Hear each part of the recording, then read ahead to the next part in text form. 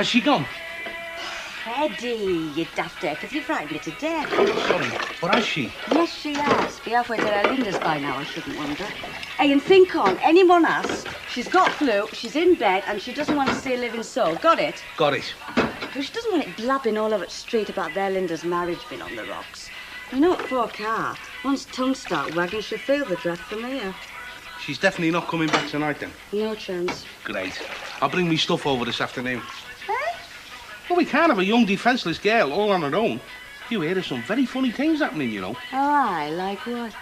Wait till tonight. Never hear the end of it. From who? From Mrs. Ogden, for a start. Well, she won't know, will she? You what? You can't sneeze round here without her getting to know about it. Listen, if she believes Elsie's upstairs, she'll believe I'm staying with a mate, won't she? You've told her that? Not yet, no. It's not going to be easy, you know. Nothing in this world that's worth having ever is. I am. Definitely. You all right, Ivy? Well, look after things, will you? Well, I don't know. Anything you can't handle, I just have to wait until I get back. So no, I should be back sometime tomorrow afternoon. Yeah, I'm sure you will. You're all right now. Bye-bye. Morning, Miss Baldwin. Hilda. Hair of the dog, eh? What? Hair of the dog. Good night, was it? No, as a matter of fact, it wasn't a good night. I didn't sleep a wink. Oh, I have the same trouble. I know just how you feel. Of course, having a big fat walrus in bed next to you snoring his head off doesn't do much for your beauty sleep, I can tell you. Oh, you do look peaky. You want to take things a bit easy. A factory will be there long after you've gone, you know. Well, as a matter of fact, it didn't have anything to do with the factory. I had a bit of bad news last night. Bad news? Yeah, my dad died. Frankie?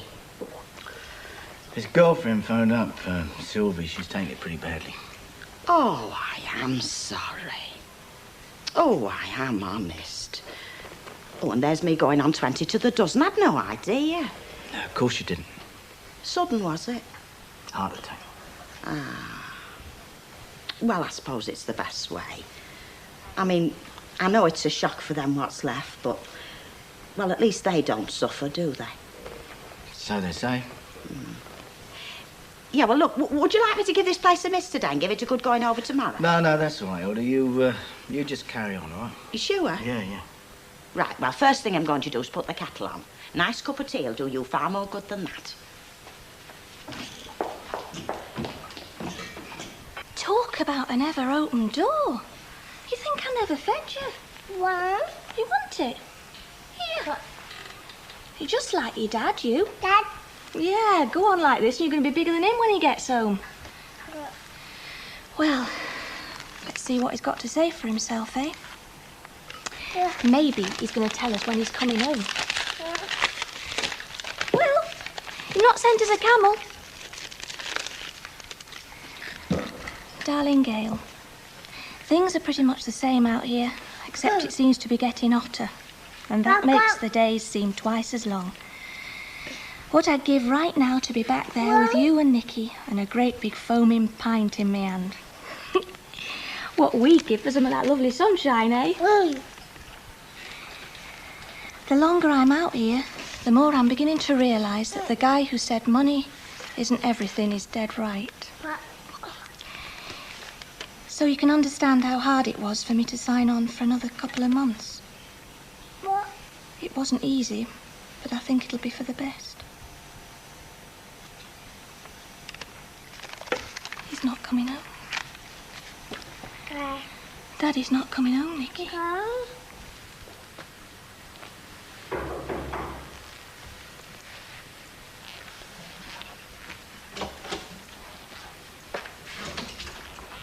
How did you get up here? Your neighbour was going out. He let me in. Come in then. I tried to phone you at the factory. Ivy told me about your father. I came to say how sorry I was. Thanks. When did it happen?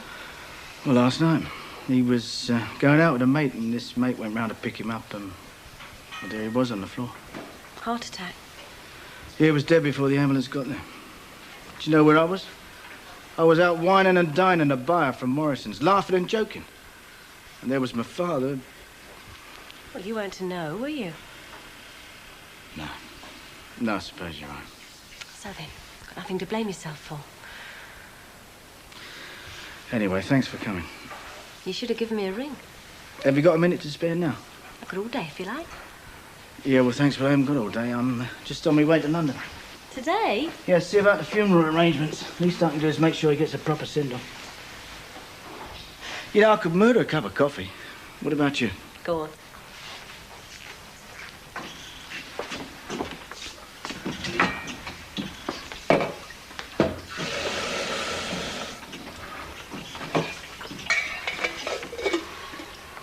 You know, it still hasn't sunk in. I mean, any minute now I expect that phone to ring and it'll be him saying, come and pick me up, I'm at the station. It's fun, isn't it? I never thought of Frankie as being mortal. I always thought he was indestructible. She'd go on forever. I suppose everybody thinks that about somebody. You thought a lot of him, didn't you? Yeah. Yeah, I suppose it did. Pity I didn't show it more often.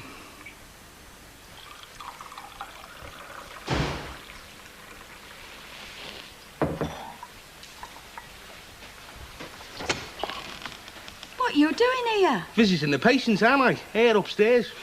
You daft pudding. Well, I did pick a couple of pies up. They're here in the oven. Oh, Tara, you had no idea what I was going to have. I've got a better idea, you know. We could forget the pies, you know. Down, boys. Some of us have still got work to do, you know. Work? It'll be the ruination of this country, you mark my words. Have you said anything to Mrs. Ogden about tonight? No, not yet. That's plan B, innit? Plan B? What's plan A? Getting her to believe that Elsie's upstairs. Listen, you see to them pies. I'll be back in a sec. Where you off? Plan A.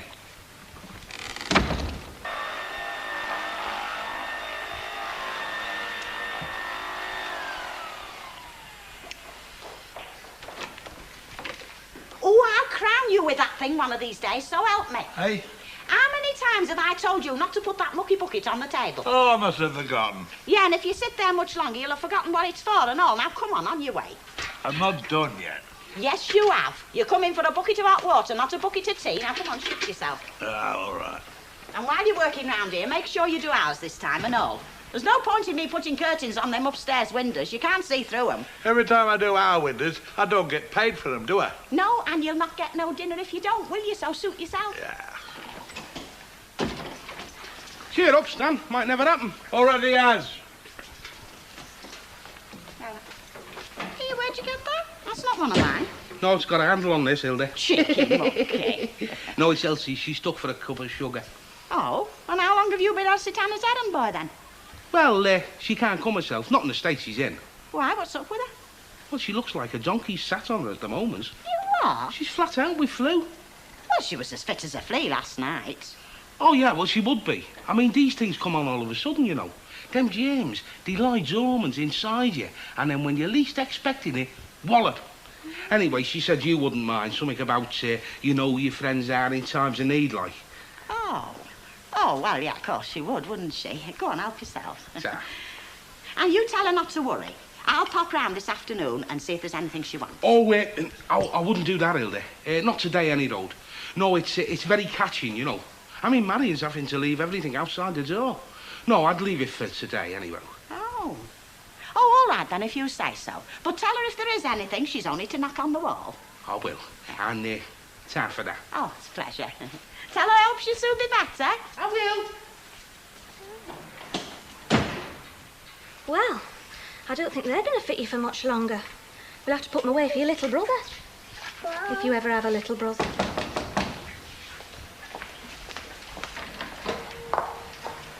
Hello, Ivy. Gail? What do you want? I'm not stopping. I've just gone around to see if you're all right. All right. Of course I'm all right. Now look, Ivy. Oh, hold on. If you think I've come spying on you, you're wrong. I never said that. You didn't have to. Well, what do you want? Well, as a matter of fact, I thought you might fancy a night out, you know, fancy going to the pictures or something. Because if you do, well, I'm not doing no special tonight. It's your night for going to bingo, isn't it? Yeah, not hurt me to get a miss for once. No, thanks, Ivy. Not tonight. Do you? Well, good, you I'm know. all dear. right, honest I am. Oh, all right. I'm only asking. I know. Actually, I don't feel much in the mood for enjoying myself at the moment. Well, what's up? I've had a letter from Brian, haven't I? There's no wrong, is the girl? Is he all right? Oh, he's fine. He's having the time of his life. He's enjoyed himself so much he's signed on for another couple of months. He said he were only thinking about Well, he's it. done it, hasn't he? I really am beginning to think he don't want to come on. Oh, come on, Gay. Of course he wants to come on. I don't want the money, Ivy. I want him. Nicky wants him. Gail, he's only thinking of you, you know. If he's thinking of me, why don't he come home? So, we're going out or what? We are. Somewhere nice? That's up to you. Silly, you're the one that's paying. Ah, but it's your birthday. Well, I don't care where it is, as long as it's romantic and the food's good. Right, well, let's settle down. Right, we'll need a babysitter. What's wrong with Uncle Albert? Nothing, as long as he'll give us a straight answer. Only if I've got to get Emily, she'll need to know. You leave it to me. Uncle Albert? What? It's Deirdre's birthday tomorrow. Well, I've not forgotten. No, well, I thought we'd go out for a meal. Well, I'm not going out to any of them fancy places. No, not you, Deirdre and me. And I was wondering if you were staying in tomorrow night. Oh, well, if you want a babysitter, why don't you just ask? Oh, we do, but we don't want you to have to stay in on our account. If you want to go out, we'll get somebody else. Right. Well, are you? Well, what? Staying in. Aye, probably. Thank you. Unless I decide to go to Legion.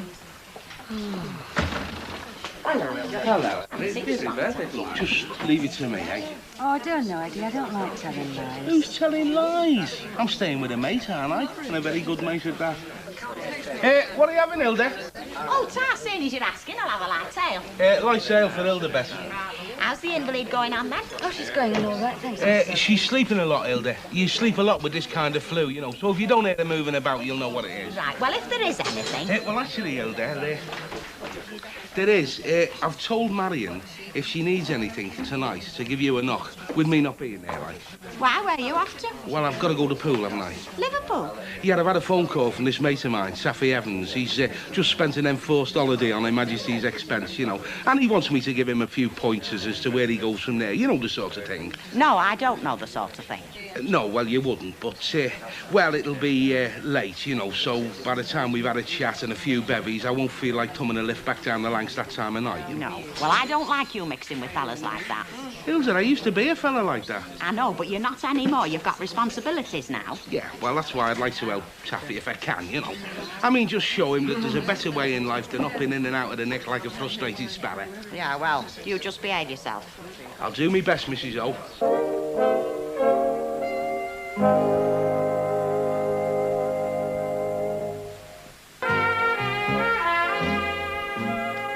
You've forgotten something.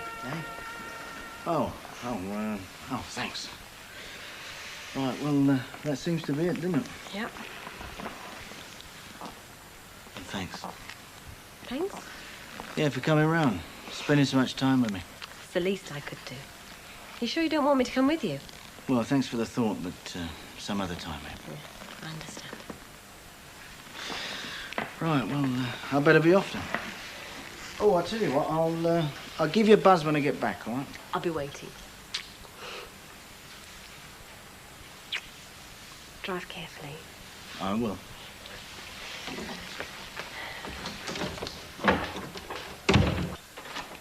Right, I'll see you then. You off then? Yeah. You're going early, aren't you? Yeah, well, by the time I've thumbed the lift, you know, I'll pop next door, make sure everything's okay, and then I'll be on my way. Hang on a minute.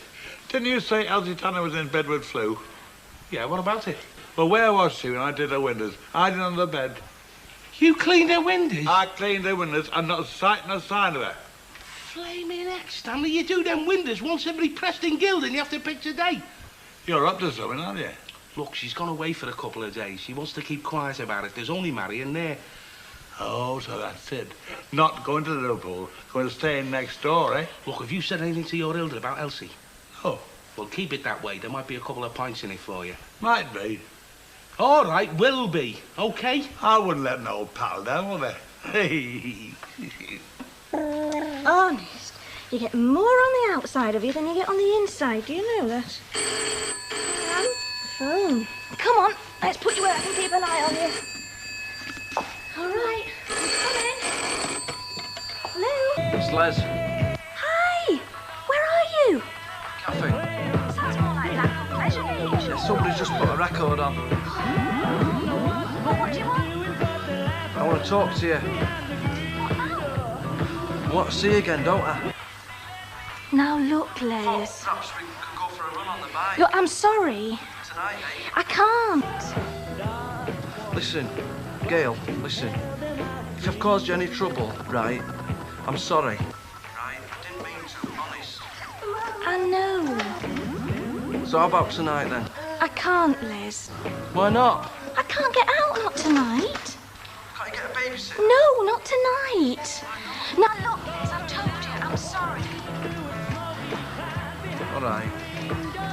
Okay. Another time, then. I'll give you a ring. See you. Bye-bye, Les. Are you sickening for something, or what? No, I'm not. Well, he could have fooled me, mate. You've got a face like the town hall clock. What's the matter? Has your Hilda there? Has she stopped your comics, has she? No, he's lost his drinking, mate, hasn't he? Oh, Yates? Well, I'd have thought that was reason to celebrate. You can say that. But you get used to your mates. Well, you can get used to a new one, can't you? Who? Me. You're not me mate, you're me missus. Oh, so very much. Hey, Stanley, I should tie a knot in that tongue of yours if I were you while it can still breathe. Yeah, but women are different, aren't they? I'm not denying that. Yeah, I mean, more impulsive. Decisive. Well, that's a matter of opinion. No, a man likes to think before he buys something, make sure he's doing the right thing, not just rush in and buy the first thing that comes to hand. Ted, this is my birthday present we're talking about, not tat and all. Yes, precisely. You don't want me to give you something you say thank you very much for and then put in the back of a drawer and forget, do you? In other words, he hasn't bought you out yet. Ah, now that'd be telling, wouldn't it? He definitely hasn't bought you out. Hello, stranger. Oh, it's not that long, surely. Well, I certainly haven't seen as much of you since you went to work in that factory. That's true. You're looking very well on it anyway. Thank you. What can I get you? Oh, that's very good of you, Ken. I'll just have an orange juice. We're not stopping. We only dropped in because the big film doesn't start till 8:30. We didn't fancy the other one. You're not going to pictures again, are you? Well, there's not much else to do, is there? I think you two must keep the British film industry going between you. I reckon it's Thighs Lollies they're hooked on. Are you having this between you? No, I'm sorry. I'll have a tomato juice, please, Bet, if that's all right. Oh, yes, good. I don't suppose you've seen out of Mike Baldwin today, have you? No, I haven't. He's gone to London to see to the funeral arrangements. Yes, I had heard. Wasn't it a shock about his father? I mean, Yes, yes, it was. I mean, it only seems like 5 minutes since he was up here, didn't it? Yes, that's true. Thank you. It's been quite hectic at the factory today, what with Mr. Baldwin being away and Elsie being off. Oh, what's up with Elsie? Flu. Marion phoned in this morning. Well, if it's this bug that's going round, it can be very nasty. Yeah. You know, Mrs. Gartside, she was in bed with it for over a week. And she didn't see a single soul. Not one neighbour poked their head round to see how she was going on. And we're supposed to live in a caring society. Right, that's it. She can throw me out if she wants to, but nobody's going to say I don't care. What are you on about? Elsie Tanner, that's what I'm on about. Hey? I'll see you later. She can't go round there. I'll see you later. Hilda. Go on, Oggy. Show who's number one. Hey? Well, you don't want her getting flu, do you? I mean, who'll get your breaker? I'm not worried about flu. Thought you bought those for me. We'll get tucked in. Do you want the telly on? You must be joking. I could put a record on. Do you know, I believe you. I take it that means no.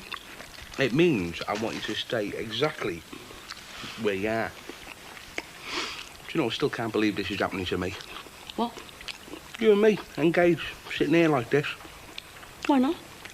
Well, it's like happy families, isn't it? I mean, when I was a kid, I never knew anything like this existed. The only bit of carpet I remember seeing was stuck up over the window to stop the rain coming in, where the kids had put a brick through it. Didn't your dad bother mending it? Well, he was never home long enough, was he? If he wasn't in the nick, he was in the boozer. But it's not going to happen to you, I promise you. Only the best for me, yeah? Definitely. Do you know, I still don't know why you chose me. Nah. Only me! Flaming Nora, it's Hilda! Go on, get out the bag. I'll get rid of her. Hey, here, Eddie.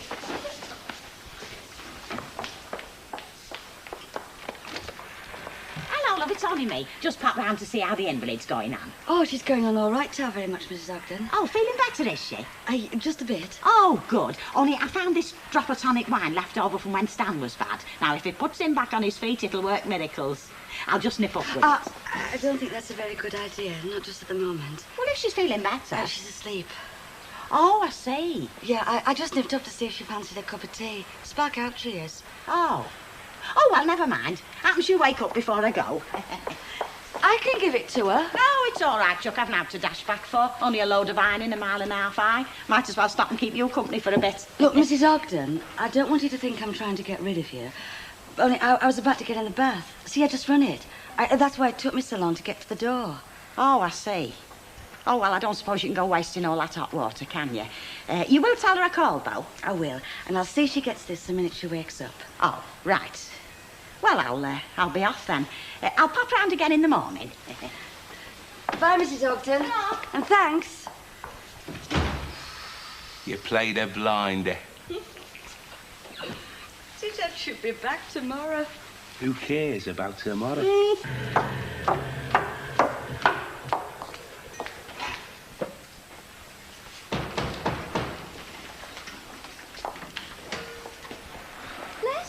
What are you doing here?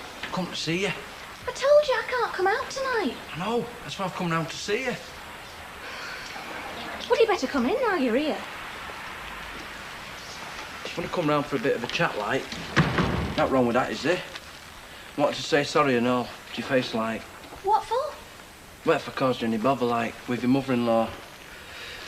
I'm sorry. I didn't mean to. I know you didn't. Yeah. Well, I'm sorry. And stop saying you're sorry. Sorry?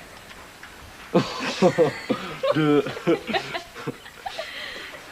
don't mind, dear, me coming round? I've not got much choice, have I?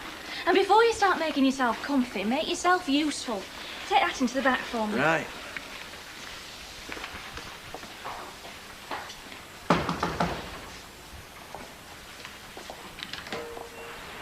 What's that motorbike doing here? I could hardly get to the front door. What are you doing here? Thought you were going to the bingo. Yes, I am, love. I'm just off. Look, I know you said you didn't fancy it, but I thought, well, I'll just call round and see if you've changed your mind, you know. Well, thanks, Ivy. But I haven't.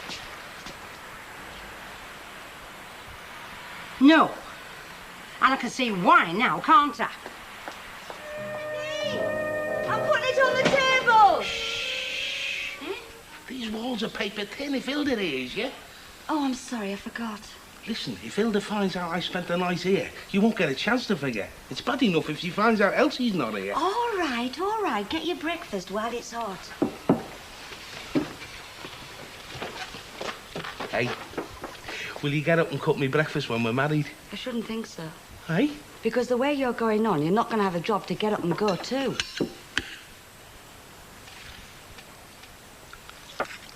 Come on, finish your tongue. There's a good boy. Huh? Who's that come to see us? I hope it's not your granny come for another session of last night's row. Ooh. Morning. Oh, hi. Come in. Is it all right? I mean, your mother-in-law's not here or anything? No, it wouldn't make any difference if she was. It's my house. I decide who's coming in and who isn't. Yeah, right. Hello, Nicky. You all right? Do you want a cup of tea? No, thanks. No, I haven't got time, really. No, I only come round because of last night. Your mother-in-law didn't like me being here, I could see that. No, well, she likes to make these things obvious. Yeah. I'm sorry if you got a mouthful off her. Oh, I don't mind. Well, I do, really. But I was a bit worried about you, mainly. I bet she had a right go at you. I can look after myself. I choose my own friends, you know. I don't let her do it for me. Yeah, right. Yeah. Well, that's all I came about, really, Gail. Got the van outside with a load on my way to Bradford, me and Smithy. Yeah. So I'll say ta-ra, then. Ta-ra, Nicky. Ta-ra. You can be a good boy for your mummy. I'll see you then. Yeah, you see, I wouldn't want to get in any bother, you see, you know. I know. Right.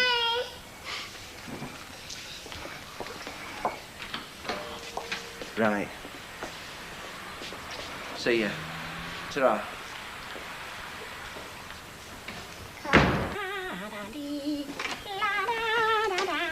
Hi, campers. Oh, you're back, are you? Large as life and twice as good looking. Have you missed me? Thought you'd turn up with a grub. Oh, that's nice. When you've had a hard morning on the bins, that's very nice, that is. Oh, you've been to work then? Oh, aye, since the daughter's 6. While you lot were all snoring in bed. Well, how did you manage that? I thought you went to Liverpool last night. Oh, yeah, I did, to this mate, Nobby Clark. Hey, what a great night. Talk about laugh. How did you get back in time for work then? Well, I got a lift off another mate of mine, lorry driver he is. He dropped me off at the depot right on time. Oh, well, that was handy. Yeah. Well, I'll be putting your dinner out in about 10 minutes, so you've just time for a wash, haven't you? Oh, I won't be having me dinner. I'm having it next door. Marion's cooking something for the two of us, you know. 3? How do you mean? Well, Elsie'll be having some, won't she? Oh, yeah. Elsie will be having some, yeah. She's not gone off her food, has she? Because I'll do her a rice pudding if she has. Oh, no, don't bother, love. No, she's eating like a horse, you know. Oh. Well, I wish you'd give me a bit more warning, because I put your beef burgers on. They'll not be wasted. Guts. You look terrible. You'll be dead by the time you're 50. What are you on about? You know what I'm on about. Look at your eyes, like too old for snow. Listen, Stanley, you've not said nothing to Hilda, have you? Because if you have, it's the last pint you're getting off me. See, nose out. Here. This mate of yours from Liverpool, this Nobby Clark. Yeah, what a great lad, eh? What a laugh. You'd love him, Hilda. In fact, I'm thinking of going back there tonight. Well, yesterday you said his name was Taffy Evans. Did I? Oh, yeah. Yeah, well, that's Nobby's business name like that. Evans, you know. How do you mean his business name? I mean, if you wanted to open a boutique, well, you might not want to call it Hilda Ogden's, like. You might want to call it something different, you know, like Samantha Naughty Knickers, something like that. Got a boutique then, has he, this fella? Well, no, not at present, no. No, that was just a for instance, like, you know. Now, Luke, he's just come out of jail, you said, didn't you? So what are you up to? Helping him to get back there? I'm not up to nothing, Hilda. Well, if you start your capers with jailbirds and villains again, you'll have me to answer to, you know, because if you let Marion down, I'll kill you. Look, I swear to you, I'm doing nothing criminal, and that's the God's truth. Well, it better be. I think I'll just pop round and have a look at her before dinner. She had me worried there. You're playing it a bit close to home, aren't you? They don't know what they say about your own doorstep. That applies to next door's doorstep, too, I reckon. Oh, hello, Mrs. Upton. It's all right, Chuck. I'm not stopping because I've got the dinner on the stove. Just pop round to see how the invalid is. Oh, well, you know, the same as before. Hi, I'm Marion. Hello. I've just got back from Liverpool. I had a great time, but I'm glad to be back. Just in case you were going to ask, you know. Oh, yeah, I was going to. I made you some dinner, you know, like I said I would yesterday. Oh, good, very good, yeah. You've not fell out, you two, have you? No? Well, considering you're engaged to be married and you haven't seen her since yesterday, I reckon you can do better than that. Does kiss you sometimes, does he? Oh, yeah. Hilda, you're embarrassing me. Oh, you live. Now, about Elsie, though, have you had the doctor to her? Oh, no, she doesn't want the doctor calling round. Yeah, but if she's no better... Well, she is much better, isn't she, Marion? Yes, she is. I think I'll just pop up and have a look at her. I wouldn't do that, Hilda. No, she's still highly contagious, you know. I'd leave it for a day or two, just to be on the safe side, you know. Oh, all right, if you say so. Anyway, I must give Stan his dinner. Bye. I'll just give her a shout. Yoo-hoo, Elsie! It's me, Hilda! Must have dropped off, you know. Well, you know what they say, sleep's the great healer.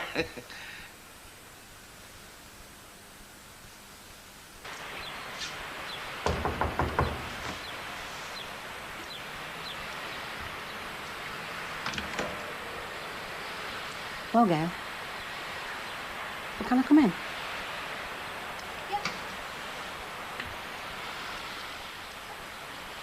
Where's Nicky? He's asleep. He were a bit tired, so I put him to bed after his dinner. Oh. Look, Gail, I haven't come quarrelling with you. Oh, well, that makes a change. I am sorry about last night, but I mean, when that lad walked out of that kitchen, well, I were dropped Look, on. Ivy, I'll tell you exactly what I told you last night. There's nothing going on. Well, I realise that. That's why I've come round. Of course, I thought in heat at moments, if I said anything I shouldn't have done. You did. Yeah, well, you know me, Gail. It's like Bert says, I always jump in with both feet. Anyway, I'm sorry. We're friends. Yeah, of course we are. I got a bit worked up myself last night. I dare say I said things to you I shouldn't have said.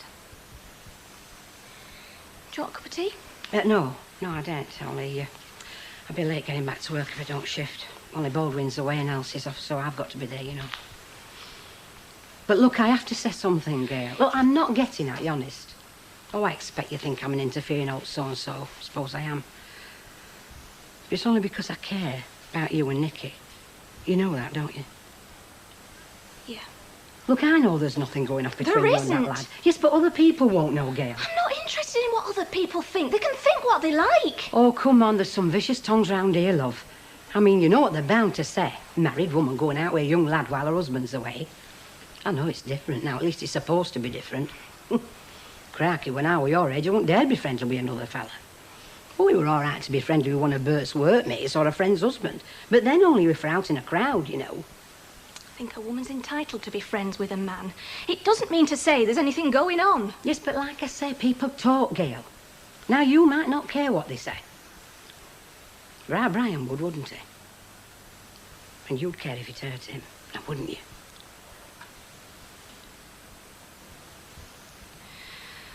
I wish she'd come home. Oh, I know, love.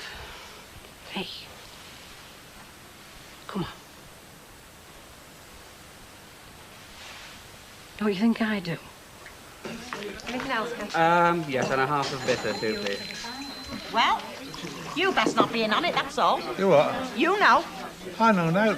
I'm talking about this monkey business Eddie's got himself involved in. But if you're in on it and all... But I know it's nothing to do with me, anyhow. Ah, so he is up to something then, isn't he? I know now. Oh, yes, you do. Now, come on, let's have it. Did you have lots of lovely presents? Yes, I've had red roses off our Tracy. Mind you, I don't think she paid for it. It was Uncle Albert, no doubt. Oh, There you are. Larkin. Thank you, Ken, and happy birthday, dear. Thank you very much. Thank you. And we're eating out tonight. That's another present. And Ken's got me something, but he won't tell me what it is. It's a surprise. I'm getting it this afternoon. Exciting. And which birthday is this, dear, if that's not too inquisitive? 27. I'm marching on towards middle age. Oh, you're only a child yet compared to us old folk, me and Emily and Ken. Thank you, Mavis.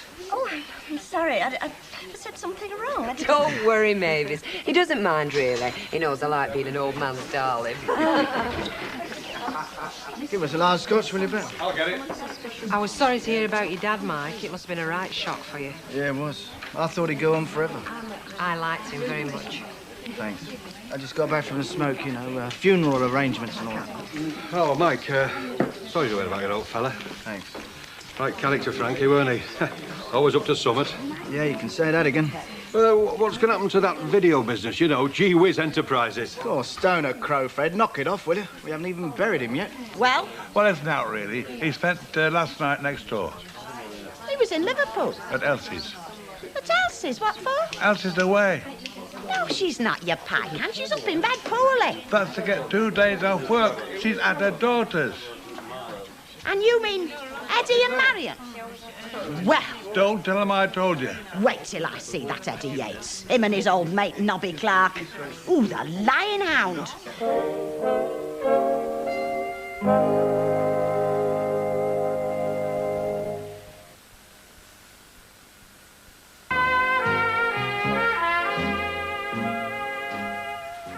This is a bit of our ice, I reckon.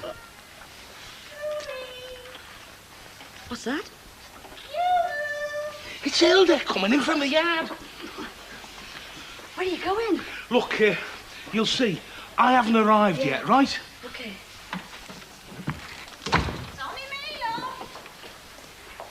Oh, all on your own, are you? Yeah, well, no, not really. Oh, no, of course, you've got your invalid upstairs, haven't you? Quite the little Florence Nightingale. Oh, she's on her feet then, Elsie. Oh, yeah, but she'll not be coming downstairs. Well, I didn't think she would be, love. I mean, there wouldn't be any point, would there? Not till she's 100%. Oh, hello, Hilda. Hello, Flower. I don't know how I can keep away from you. Give over. Oh, that's right, Chuck. They don't want encouraging. They only start getting excited and taking liberties. Now, look, I brought this magazine for Elsie. I'll just take it up to her. No. No, perhaps you better give it her, Eddie. Yeah, it would be wisest, wouldn't it? You don't want to catch what else he's got, do you? No. You look a bit on the peaky side to me, Marion. Me? Oh, I'm all right, Mrs. Ogden. No, you look as though you've been overdoing things a bit. Running up and down them stairs a lot, I dare say. Oh, you don't want to pander to their every whim, you know. They start taking it for granted. Thanks very much for the magazine, she said. She'll enjoy that. Oh, good. Well, I'll not be wanting it back, because it'll have her germs all over it. Oh, by the way, will you give her a message? Tell her old Mrs. Buckley was asking after her. Yeah, I will, Hilda. Well, go on. Or do I have to go up and chat to her through the bedroom door? Oh, no, I'll go. No, like I was saying, Chuck, some folk can be very selfish, you know. All take, all bring me, fetch me, carry me. Oh, Elsie's been very good to me. She's not like that. Well, I wasn't just thinking of Elsie. Very touched about Mrs. Buckley asking after her. Oh, remembered her, did she? Well, I am surprised. Still, it's like they say, where there's least room, there's most thrutching. Oh, true, very true, yeah. Well, I'd best be getting off. I'll just say ta-ra. Ta-ra, Elsie. Has her hearing gone? No, it's her voice. She can hardly whisper. Oh. Well, perhaps you better nip up again, Eddie. I mean, she might be fancying something and can't tell you. Yeah, I will.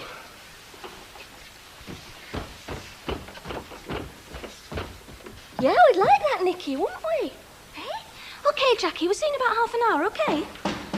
Got to go, Jackie. Someone at the door. See ya. Bye. Hello. Hiya. Oh, hello, Les. Just on my way back from Bradford, so I thought I'd stop by. Yeah, come in a minute. Right, brought this for Nicky. Oh, Les, you shouldn't have. Look, Nicky, look what Les has brought you. You shouldn't go wasting your money on toys for him. Get away, he's a smashing lad, I like him. Do you like it? Les. What? I don't know how to say this. It's a bit awkward. Something the matter? Well, I don't want you to take this wrong, but I don't think you should keep coming here. It's not that I don't like you. I do. I think you're a smashing lad, but... Well, with me being married... Look, I've never done anything I shouldn't have done, have I? No, of course you haven't. But, well, it's what other people might think. Your mother-in-law, you No, mean? not just her. People talk. They have a way of building summit up out of nothing. Look, Gail, I like your company, right? That's all, right? And there's nothing wrong with that, is there? No, Hey? of course there isn't. And I've liked talking to you. But, well... OK. No, if that's what you want, right. Wouldn't want to do anything that, you know, make things awkward for you. And if I have, I'm sorry. Mum. You've nothing to be sorry about, Les. It's not your fault.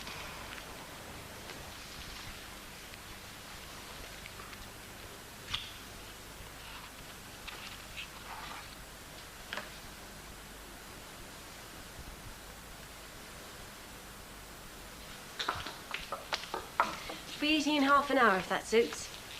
Yeah, it's fine. You know, I didn't always get on with him. I wouldn't exactly say I hated his guts, but came pretty close. When was this? Oh, when I was a kid. Well, teenager. He was a bit of a rambler, you know, my old man. Sometimes my mum wondered where the next shilling was coming from. When he was home, everything he tried to get me to do, I'd do exactly the opposite. You know, a couple of times I came close to thumping him. I thought you were close. I thought you and him got on all right. Well, we did the last few years. Suppose I changed my mind about him. Why? Well, it wasn't one thing, but I know exactly when it was. It sort of hit me how like him I am. I'd do something, I'd suddenly think, blimey, that's just like the old man. So I suppose I started seeing things from his side. Yeah, making allowances for the old rascal. Funny, isn't it? When a bloke's bad habits are the same as yours, you get a bit, well, tolerant. Do you know what I mean? I wish I'd met your dad. Oh, probably chatted you up. Or tried to borrow a few quid off you. No, and him. Both.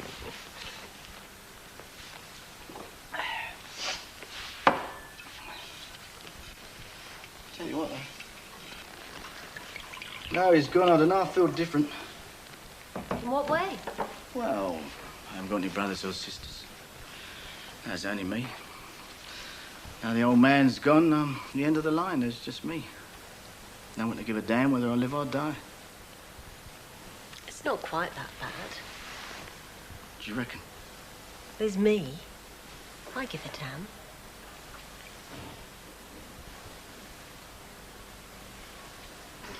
Hello.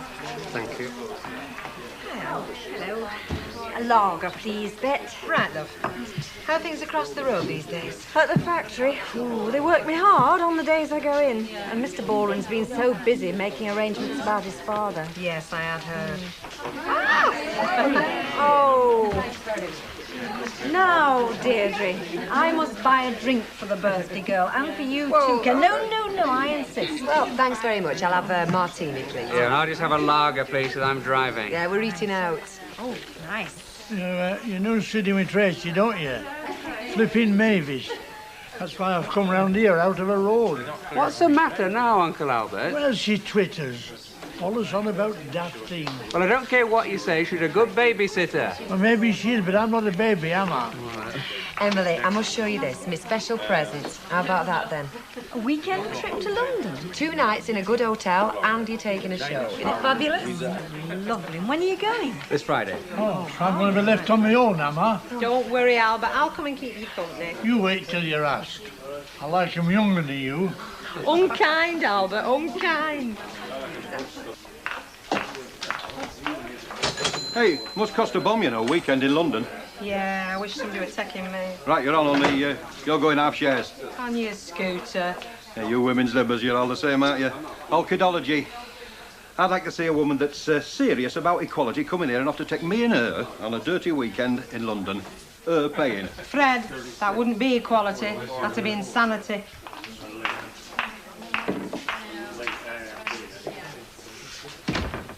It'll be all right, honest. Oh, I don't know. I'll have to stay now.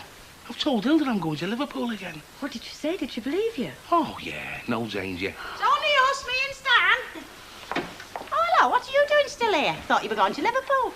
Yeah, I'm just on my way, you know. Right, well, I'll see you tomorrow sometime, Flower. See you, Stan. See you, Hilda. I don't know how you can do it. Leave your fiancée on her own 2 nights running while you go off pleasuring yourself. That's why we've come round, love to keep you company. I brought me knitting, and we'll send Stan out about 10 o'clock for fish and chips, because there's a good film on at 5:30. Go on, get gone, you. You'll be late going to Liverpool. Yeah, right, yeah. Well, what are you stood there for, like a thunderstruck tomcat? Have you got something you want to get off your chest? No. Well, I have. I know what you've been up to. I know Elsie's not in bed upstairs. I know she's not even here. And I know where you were last night, Eddie Yates. Squealer. Couldn't be helped. She won't it out of me. Wame's the right word. Oh, you want locking up and your clothes burning. Look, we've done nothing to be ashamed of. We're entitled to a bit of privacy now and again. Well, you didn't have to go telling me a pack of lies, did you? What? If I'd have said I was coming here and Elsie was away, you'd have been shouting the odds. I'd have had something to say, yes. Yeah, understatement of the year, that. No, I'd have quietly given you both a bit of very good advice, which is save yourselves for marriage. Hilda, we're an engaged couple. It's as good as being married. Best way, fine, mate. We're an engaged couple, Mrs. Ogden. Exactly. Well, I don't hold with it. Mind you, you might know Elsie Tanner's house. Right place for goings-on is this. Hilda, you can't call it goings-on, not when you're engaged. Well, me and Stan didn't anticipate the wedding. We saved ourselves, we waited. Didn't take long. 6 days. How long? We met and married in 6 days. 6 days? Oh, what was all the rush? Not what you're thinking. Was what they call a whirlwind romance. Yeah, I've seen them whirlwinds on the films. They pick things up and hail them about. Oh, plenty of that, too. Come on, then.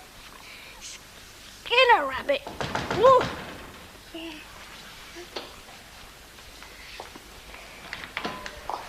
Hey, ain't your phone working? I've been ringing and ringing. I was next door at Jackie's Well, I rung What's the matter? twice because our Brian's run from Qatar. I mean, he tried here first. Oh, I was next door. Well, he rang me and then after I tried to ring you and there was no answer, so I thought, well, I better come round here any road. Oh, what's happened? What's the matter? He's coming home. What? When? Next Monday. He's coming home. Oh, Nicky, Daddy's coming home. Yeah, sunshine. Cheers. Here's to a lovely, lovely day. Which it can't help being, can it? Because your daddy's coming home. Your wonderful daddy. I bet you've forgotten him, haven't you? But I haven't. No way. It's all right, love. I've not gone daft. Here you are.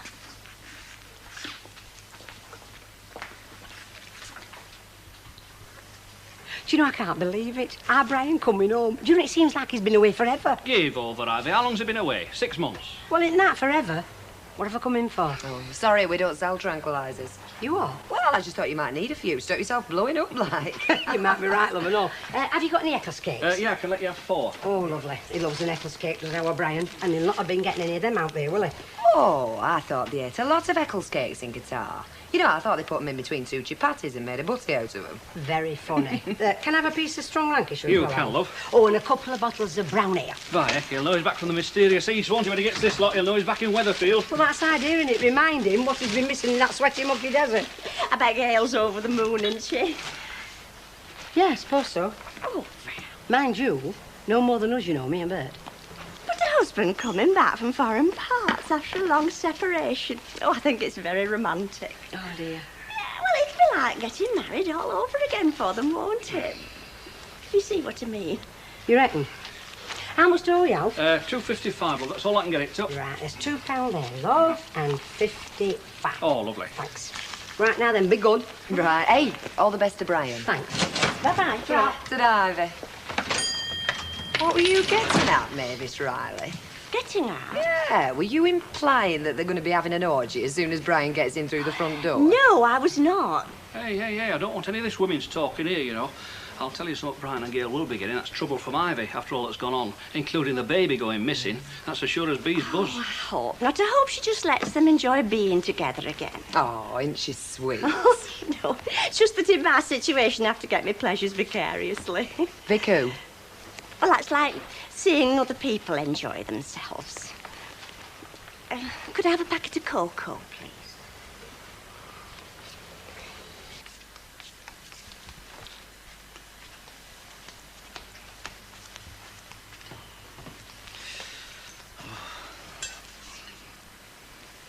Oh, Stoner Crows.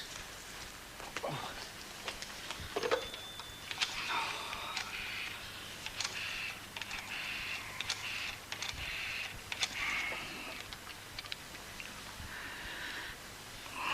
come on. Who is this? Right, Arlene, well, what kept you? And the next time you answer the phone, don't say yeah, say Baldwin's Casuals, because that's the name of the firm, not yeah. We're not in flaming China. Right. Well, just tell Emily that I'll be a bit late, will you? Of course it's Emily Bishop. How many Emilys do you think we got working there? Oh, and, Arlene. Arlene? Hello? Would you credit it, eh?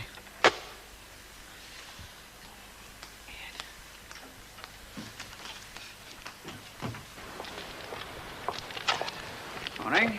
Made a nice job of this house, hasn't he? Glen Fairclough. Yes, I suppose he has.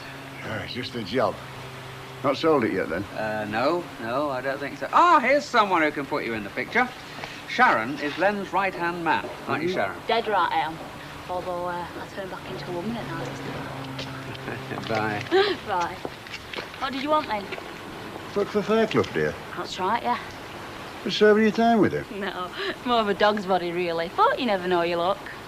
Fancy. No, I'm looking for a house myself. Are you? This looks ideal. Yeah, it is ideal. I should know. I worked on it. It's not been sold? Nope. When could I look around inside, do you think? I don't know. Yeah, there you go. Will you lock the door when you're finished? Because Can't stop myself. Got this bridge to build, see? Here.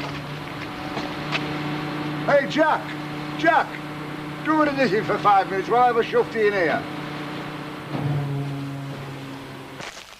Hey, I've got him all his favourites. Well, if his own mother doesn't know what he likes, I mean, who does? Look, Eccles cakes, a piece of his favourite cheese, and 2 bottles of brown ale.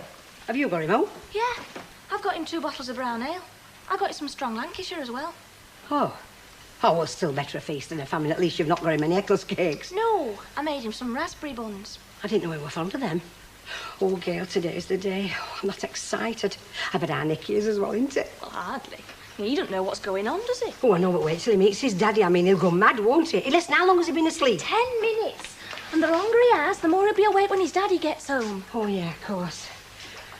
Oh. Hey, I wonder what he looks like. Brian. Well, he's bound to be suntanned, isn't he? Yeah. He'll make us look poorly, won't he? I wonder if he's changed. How do you mean? Well, lads in war, you know. I mean, they changed when they went abroad. I mean, they went away as lads, they come back as grown-up men, you know. I mean, travel does bring you out, doesn't it? You mean he might find us all a bit boring? No, of course I don't mean that. Come on, he loves his home, and that's our Brian. I mean, people used to say he were a bit of a mother's boy. He's bound to change a bit, though, ain't he? 6 months? Gail, is there aught else I can be doing? You have made him a meal, haven't you? That's all taken care of. Well, I mean, I could make him a steak and kidney pie. I mean, it wouldn't take a minute to nip it butchers. Ivy, I said it's all taken care of. And Ivy! What, love? Will you sit down and read the paper or something? You're making me nervous. Well, I'm not nervous. Oh, far from it. You could have fooled me. Listen, what time did he say he'd be here? About 12 o'clock.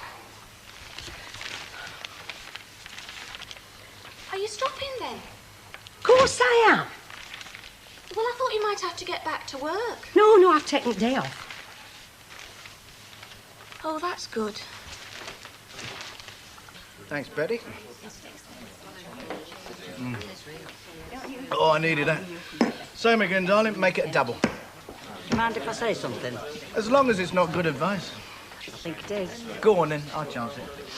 This stuff. It's not going to help you get over your dad's death, you know, lovey. Now, that is good advice, because I know it's true. There's only one snag. What? Will I listen to you, or will I listen to me? I think you will, lovey. You're not daft. I know.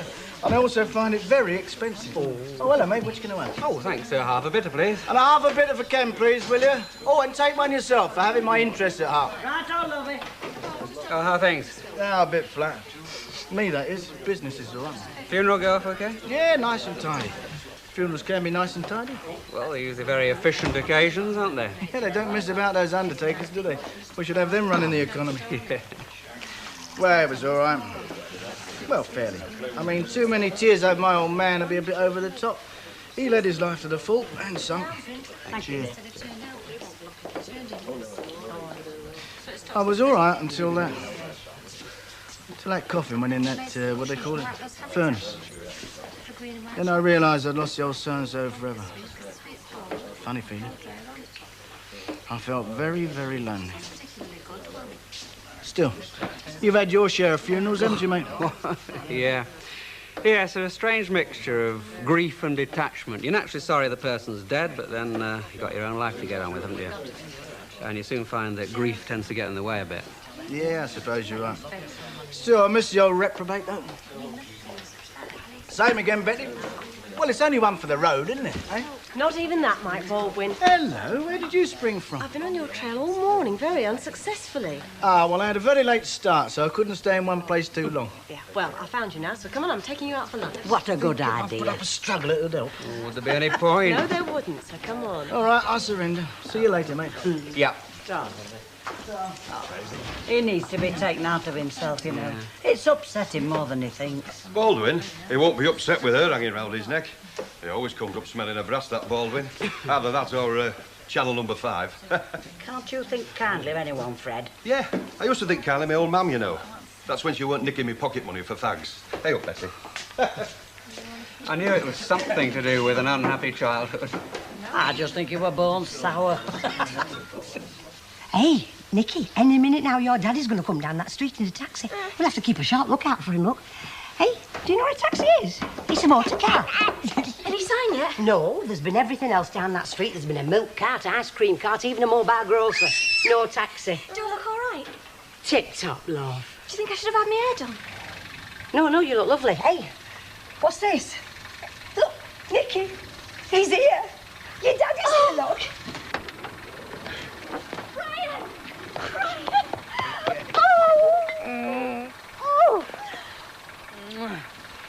Oh, I've missed you. Oh, I missed you too. You look terrific. You don't look so bad yourself. Oh. Welcome home, son. Hey, look who I've got here. Nick? Auntie Gran. He's massive. Don't you want the cases then, mate? Hey? Oh, yeah, I'm sorry, mate. It's all right, I'll get him. You go see Nick.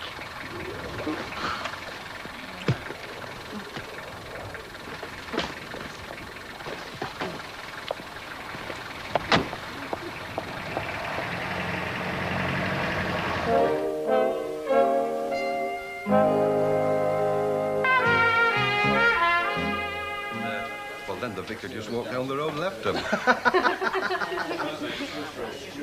That's a jungle one.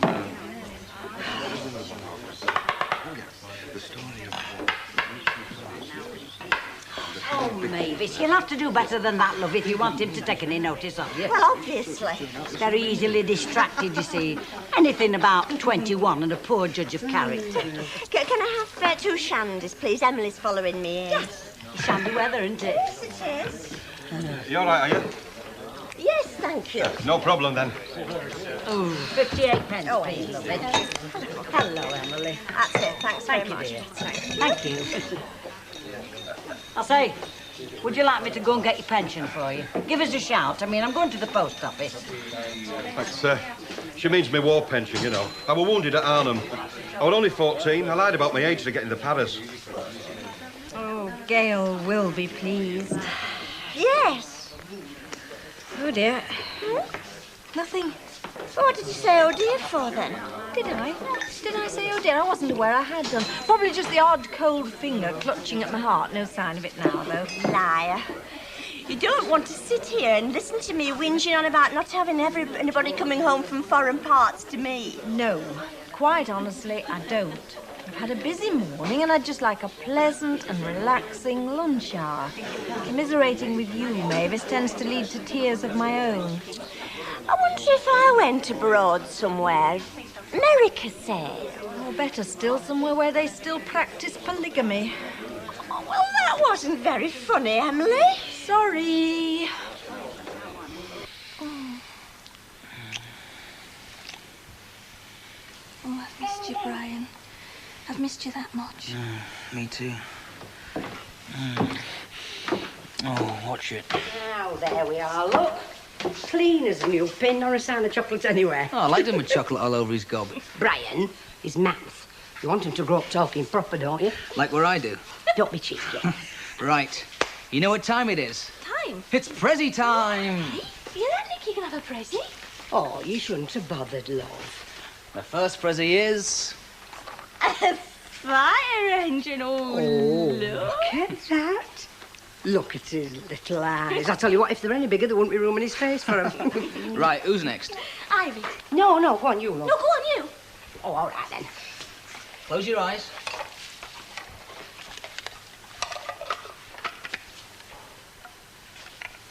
What is it? A camel's foot. They haven't for good luck out there. You know, like we do with rabbits. It's not, is it? Perfume. I'll murder you, Brian. Hey, I'll say what I believed you know. Hey, look at this. Expensive stuff. Well, nothing but the best from a jet setter. Thanks, love. Listen, all you had to do was bring yourself back, you know. Right, my turn. Oek. What do you mean, Alec? Well, I did get you something, but... there was this air hostess Brian, and she... I've been having karate lessons while you've been away. Oh, come on, stop kidding, lass. What is it? I'll open it and see.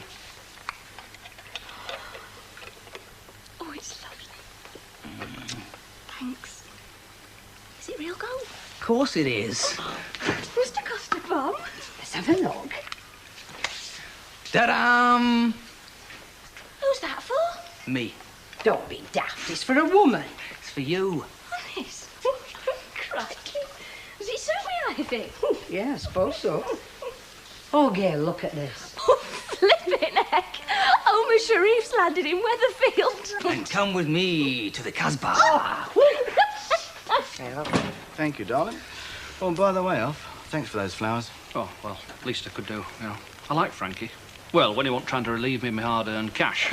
Ill-gotten gains, he means. Yeah, I forgot about that. I'll be a far sight richer myself. He was always cheerful, though, wasn't he? Yeah, you can say that again. Yup, and there are lots of times he shouldn't have been, you know. He had more good ideas come crashing around his head than Oliver Hardy, but he always came up laughing. Like yourself? I don't know. I have to work on him. Maybe he did. Nah, it was natural to him. He thought life was a ball. It's a marvellous attitude, isn't it? See ya. Hey, Mike. Yeah? Do you fancy a bit of company any time? You know where you can get it. And a meal. As long as Ken cooks it. Right. See ya. Bye-bye. Cheers. That was a very nice gesture, if I may say so, Mrs. Barlow. Least I can do for an old mate when he's down. And he is down. Yeah, he is. Hasn't he got any family? You know, brothers, sisters? Not a soul. Oh, God. Hello. How do? Is Len Fairclough at home? No, he's working away. Oh. I'm Mrs. Fairclough. I know, but it was Gaffer on it to see. Oh, I'm sorry you've been disappointed. You'll have to come back some other time, won't you? When will he be back? No idea. Well, in that case, you'll have to do. I'm flattered. Look, I'm interested in buying your house next door. Oh, yeah? That young one that works for Fairclough, well, she let me have a look around it this morning. Did she? It's ideal for what I want. Really? It'd be a cash sale if I did have it. Look, don't I know your face? Don't you work on bins with Eddie Yates? That's right, aye. I look different with a collar and tie on. Chalky Whiteley's the name. I'm looking for somewhere for me, my son and my grandson.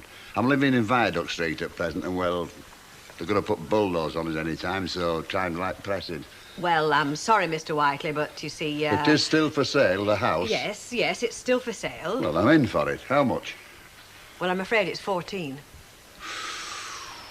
14,000 for a house like that? It's brand new. Oh, no, love, 14,000. You know how much I pay for where we are now in Viaduct Street, me and the wife? 450. Well, times change, Mr. Whiteley. Oh, no, not started giving brasso, have they? No.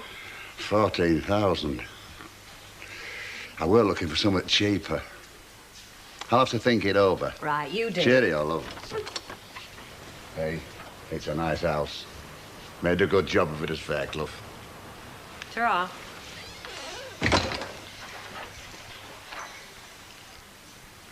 Hiya, you want some? What do you think you're playing at, madam? Do what? That were a fella at door. Lucky for you. A fella that you'd let look round number 7. Oh, him, yeah. A fella that's interested in buying it.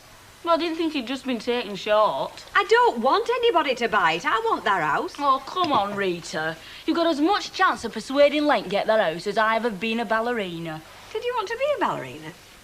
Well, I won't mind, yeah. Hey, fancy. Go on, what were you saying? I said you've no chance of getting that house. While it's still for sale, there's hope. So don't you go showing anybody around it without my say-so. Anyway, I don't think he can afford it. He wants something cheap and he wants it quick, because the knocking is down. Like this one, you mean? Eh? Well, this house is cheaper than that, isn't it? And if he bought this, you'd want house quick too. That.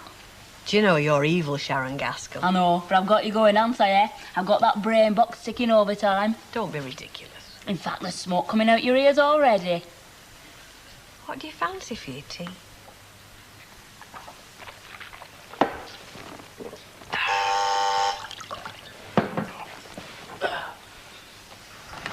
Yep. Hi, it's Maggie. Oh, right, come up then.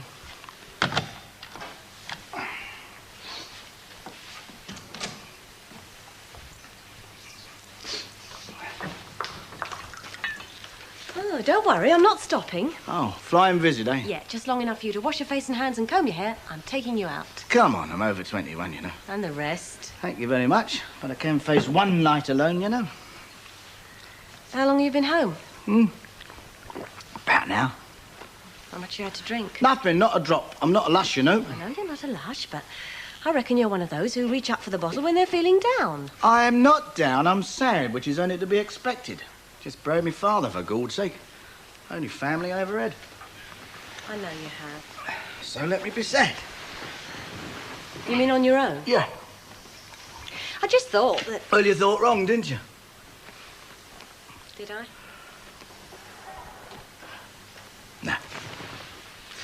Now you've been on target all day.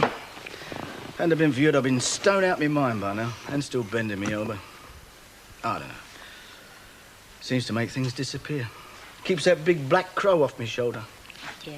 Well, I can do that for you, and you won't have a hangover. Now go and wash your hands. But they're not dirty. Then comb your hair. All right, Mum. Thanks very much, son. The only snag is I'll have to hide it from your mother. You'll have to do no such thing, Bert Tilsley. You know very well brandy makes me dizzy. Well, you look well, son, don't you, love? Look well. Yes, he does. Tan suits him. Yeah, the only snag is you'll soon lose it. That's the fact. I won't lose it. I'm going back in a few weeks. Brian, do you have to go back to that place? I've signed up. Yes, I know, love, but... Ivy, no arguments today. Oh, yeah. Hey, listen, can Bert go and look at Nicky? You ought to see him, love. He's gone to sleep with his little fire engine in his hand. Yeah, of course. Right, and then I make you a cup of tea. It'll be all right, won't it, love? Of course. Cup of tea. Next thing she'll be making something to eat. Come here. Are they never gonna go? They won't be stopping night. I won't put it past them. You've not changed. Neither of you. That sounds like you were expecting me to. Well, travelling all that way, meeting all them people, thought you might have become a super smoothie. I have. I can't see it. It doesn't show. We'll have to find out then, won't we? Hey, if we ever get the chance. He's woke up. Bert's trying to get him off again, but he wants to play with his fire engine. Baby. I'm sorry. I'll go see. You glad to be back? Of course I am. So you should be, I know. I am. Well, why have you gone and signed up for another 2 months, Brian? The money. Money? Yeah, you know, to buy things. Don't buy peace of mind, does it? How do you mean? Well, don't tell me you're not be worried about little Nicky after what happened. And then there's Gail, isn't there? Gail? Yeah. Gone back working part-time at that grotty cafe. With a woman who's no better than she should be. Not to mention that place is always full of young fellas, as you very well know yourself. It's hopeless. I've left him with Bert, who at the moment's on his hands and knees making fire engine noises. So, do you want one of your brown ales? Yeah, all right. One of mine, one of your mother's. I'm not fussy. Should be champagne, this, shouldn't it? Not brown ale. Still, we don't need bubbles up his noses to make us happy, do we? No. What's the matter with you two? Run out of conversation already? Seems like it. It's true what I've said, Brian, and you can't deny it.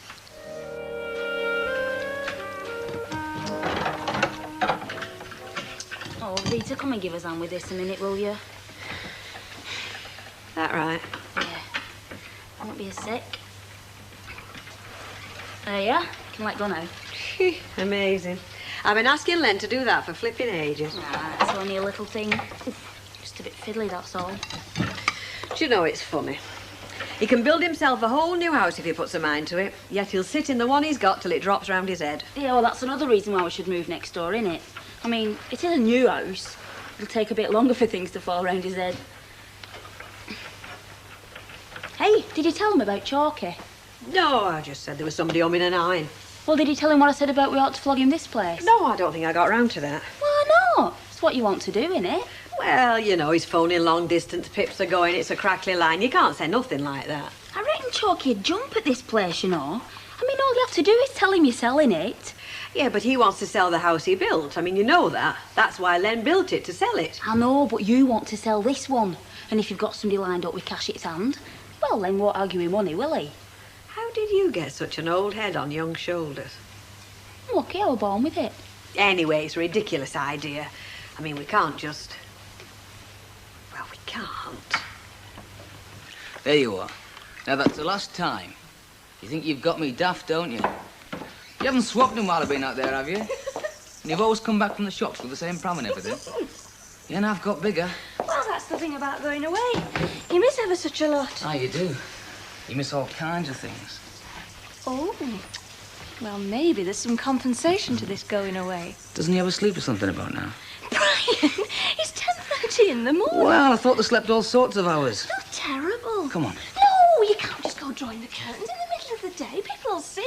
Don't They'll draw know. the curtains then. Then they will see, won't they? You can look right in from across the road. You have missed me, haven't you? Of course I have. I mean, you have, haven't you?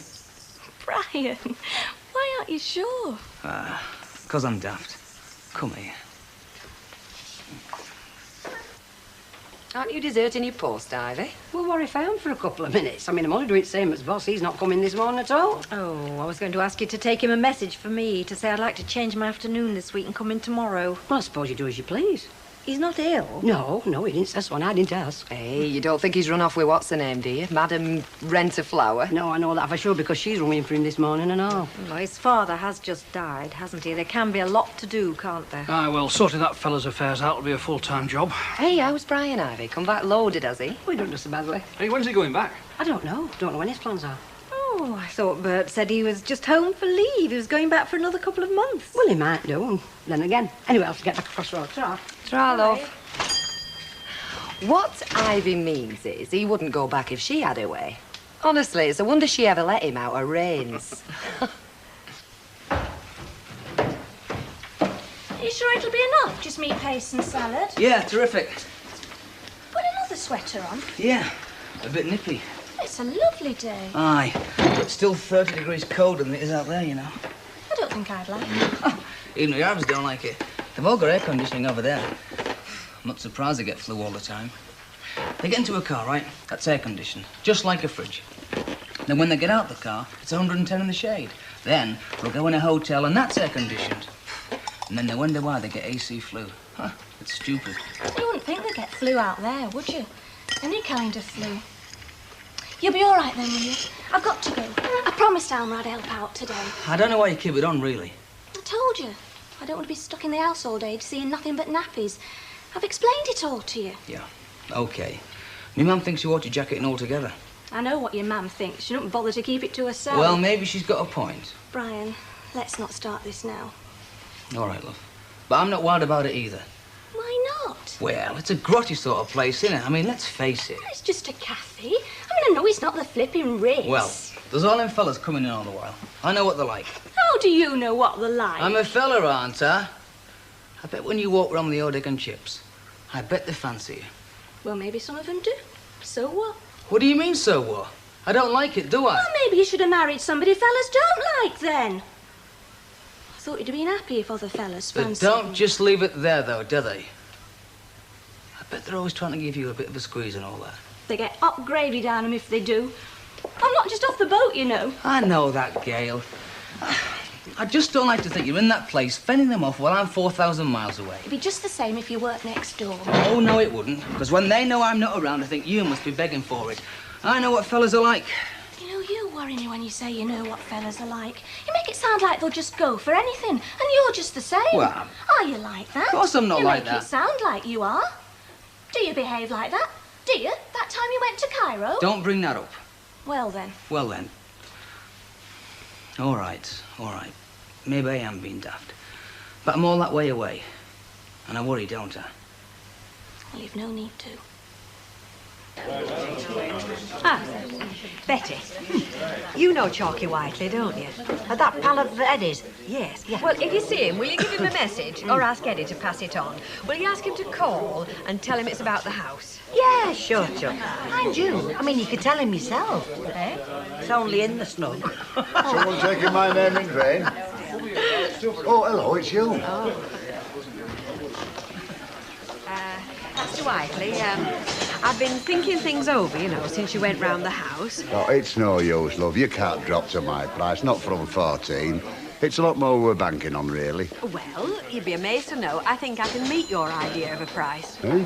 If you shift your attention to next door. Now, you want to buy a house, I want to sell one. Now, you know the house I'm living in. Uh-huh. How does that appeal to you? Well, it does appeal to me. Excuse me.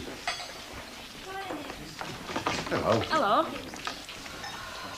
Well, I think he's interested. What have I done?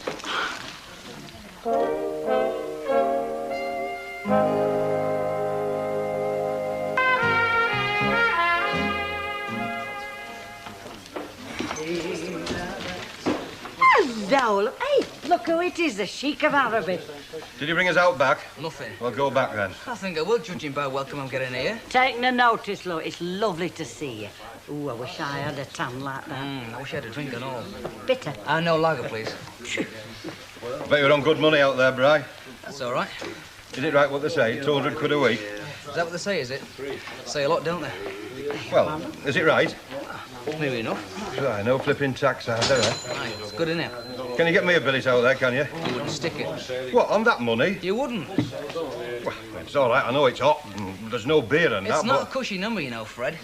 It's grafting. Well, I can graft. You don't know what grafting is. Anyway, they're not looking for fellas to pull pints. Well, I can do other things, you know. Like what?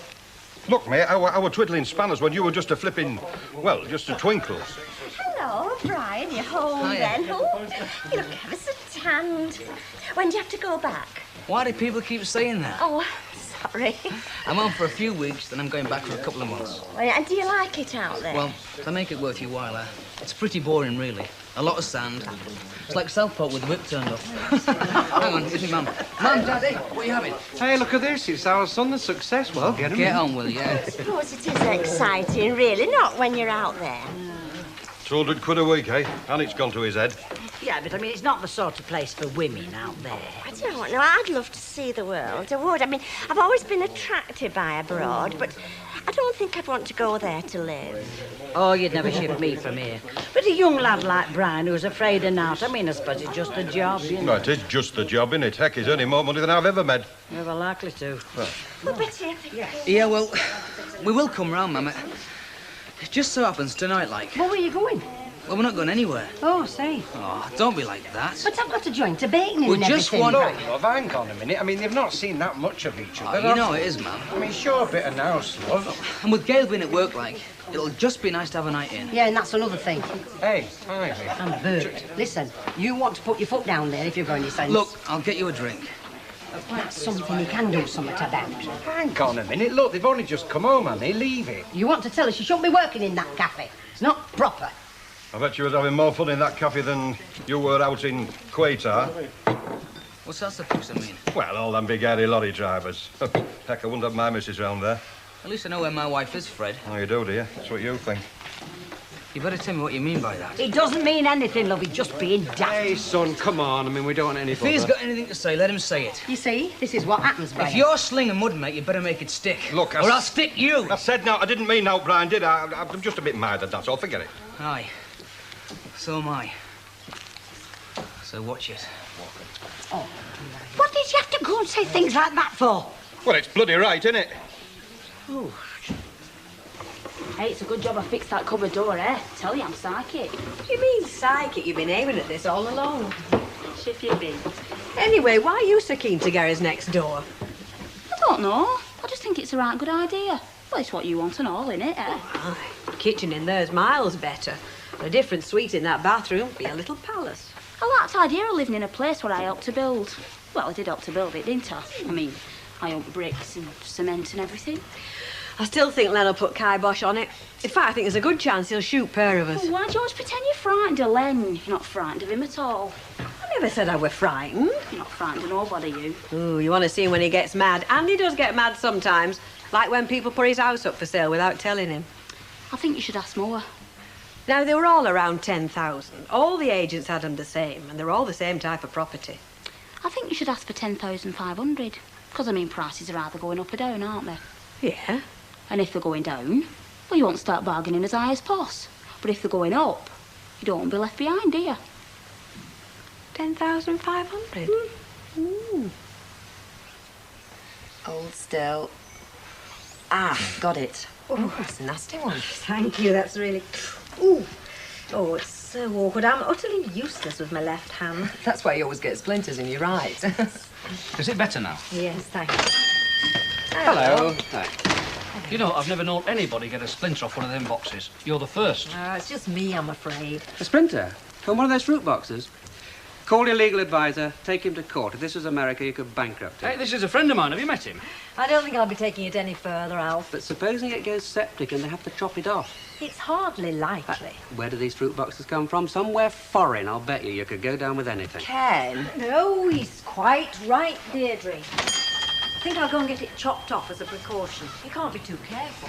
Anyway, I thought you liked these foreign places, Ken. I mean, you're very fond of the old French grub and the vino, aren't you? Yeah, don't worry, Alf. He's just having a go at me. As if. As if, yes, I know. I'm not with you. The English Lakes, Cornwall and Devon, and the Scottish Highlands. Ken wants me to go on 2 weeks camping holiday with him in France, and I don't think it's a good idea. Not with Tracy. I mean, they've got bugs and things over there, and you know, kids, they'll pick anything up. I know you think the water's foul the minute you set foot beyond Dover, but it just isn't true. Oh, I don't know, Ken. There was that case in the paper, you know. A couple came back from Spain that had a terrible time with food poisoning. I know they were calling the hotel the Bella Salmonella. Yeah, I know, but this is camping. You can pick your own place, do your own cooking if you want. Yeah, well, I want to see England. Do you realise I've never been round this country? I mean, do you know how many times I've been to the Peak District? And that's only round the corner. And I've never been to Cornwall or Devon or Scotland or Wales even. No, sorry, I have been to Wales. I've been to Rhyl and Llandudno. Yeah, well, there's nothing wrong with this country, except that the weather's unpredictable, and the food is too predictable, and the drink is unavailable because they're always closed. Now, just think. France, the landscape, shimmering, a little table for two, outside, wine at 2 francs a bottle. Yes, well, if you manage to keep sober, you will send us a postcard, won't you?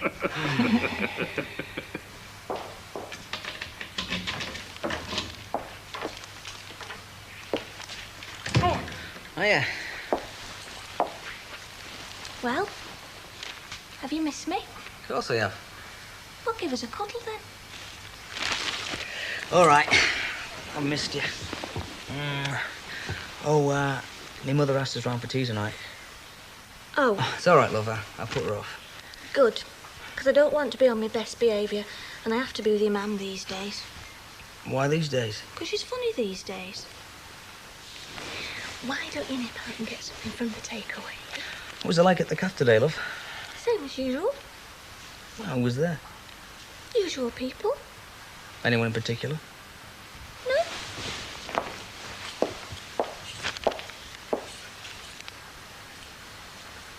Mike, you're not long on job looking round these houses, are you?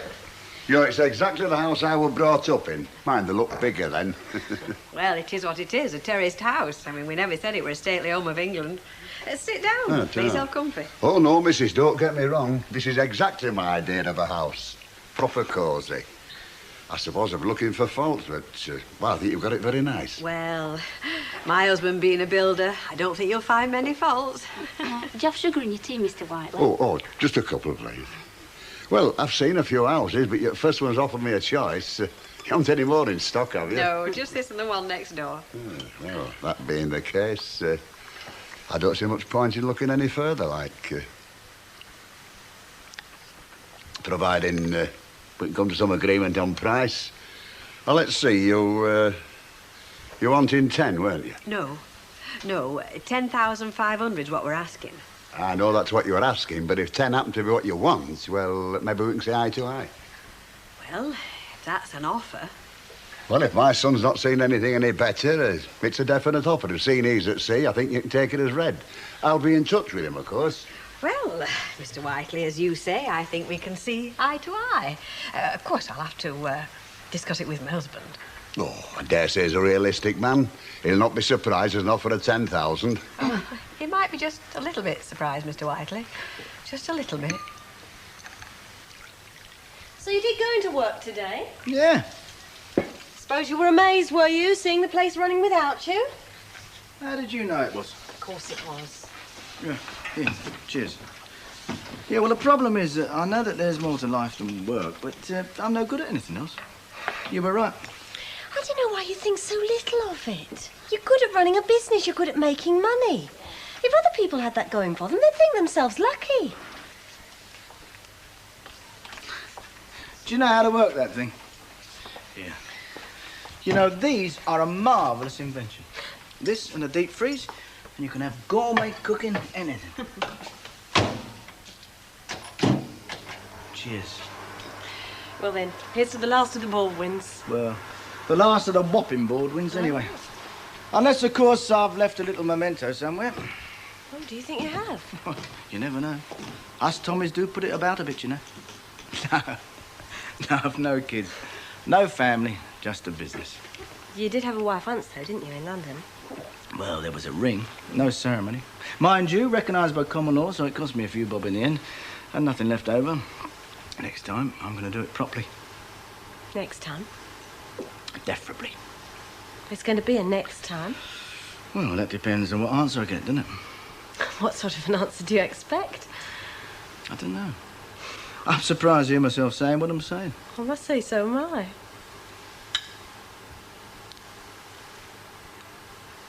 You're all right, aren't you, old lad? Eh? I don't think you even remember who I am, do you? You little devil. I'm tired, aren't you? Come on, then, give him to me. He'll be off in no time. You've tired him out. Are you going to the takeaway? Yeah, what do you fancy? Oh, anything. You choose. OK. You know the sort of thing I like. Surprise me.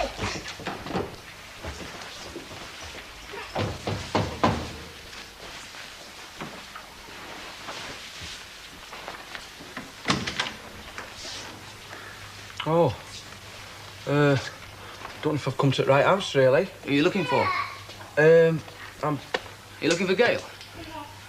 Well, yes and no, really. Well, this is where Gail lives. Oh.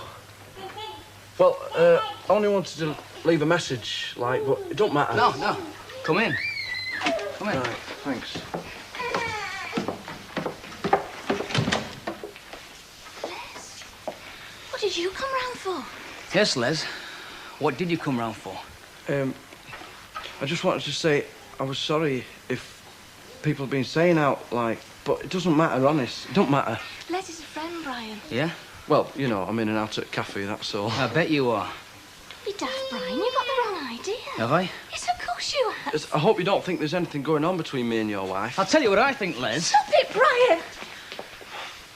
I think you'll not be going in that cafe again, Les. Or sniffing round here, Les. No, you've got the wrong idea. I've only ever had a drink. Am I getting through to you, Les? Yes. Good.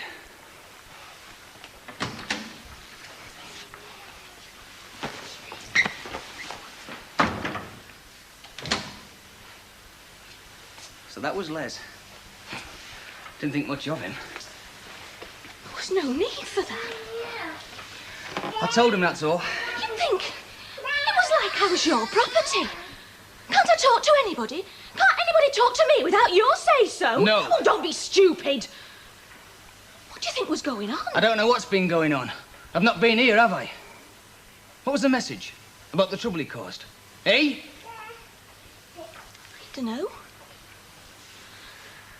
I suppose it was because I went for a drink with him and people started saying stupid things. Like your man! Aye, and like Fred G and the Rovers and all. You went for a drink with him? Yes, I did. And that was all? Yes, it was. I bet it was. was. I wasn't born yesterday, you know, Gail. I mean, none of us are perfect, are we? Oh, aren't we?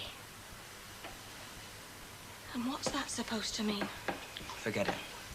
I said, what do you mean? Use your imagination, Gail. I can have a drink with people too, you know. It might amaze you to know that people fancy me and all. Like who? Like a certain nurse who strapped me up when I cut my hand. So we had a drink. Only you've got to do it in private over there, haven't you? If you have a drink. So it saves a lot of messing around.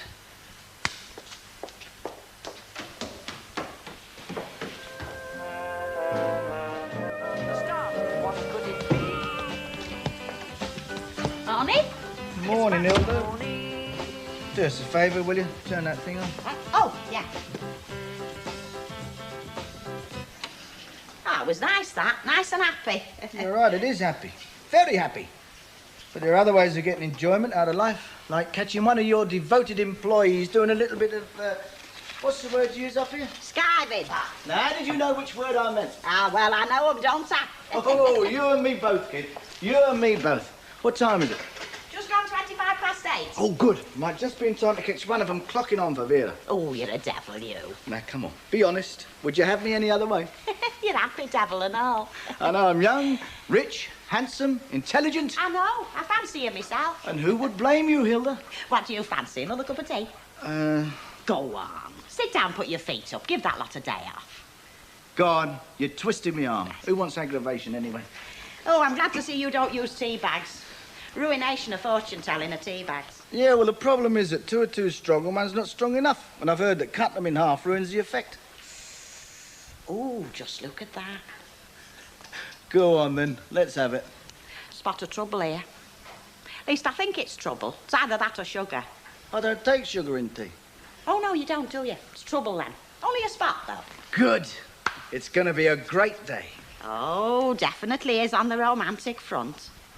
Oh, yes. Affairs of the heart are very highly accentuated. Do you see that? What? Them tea leaves on the handle side. Yeah, what about them? Them's lovers' arms entwined. Oh, Hilda, you and I've stirring it up a bit, aren't No, you? no, what can't speak can't lie. I know, but what can jump to conclusions. Oh, now, don't come it. We all know you're very interested in a certain young lady. You've been the main topic of conversation round here for a week or two. Oh, yeah? And we're not nosying neither. We're just being very happy for you. There's quite a lot of us think it's high time you got yourself married.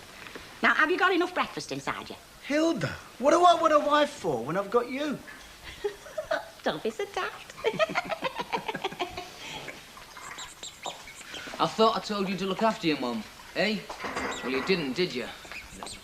For the last time, there was nothing, absolutely nothing, between me and Les Charles. Didn't sound like it last night, or feel like I don't it. care what it sounded like last night or any other night. I'm telling you now, there was nothing between us. What did you come round nothing. here for then when he thought I was away? Because- And don't tell me you knew I was back. Because he was lonely, because he wanted a bit of company. Though I know he came for a bit of company. Not that sort, he's not like that. He's not what? He's a quiet lad and he's shy and he's lonely.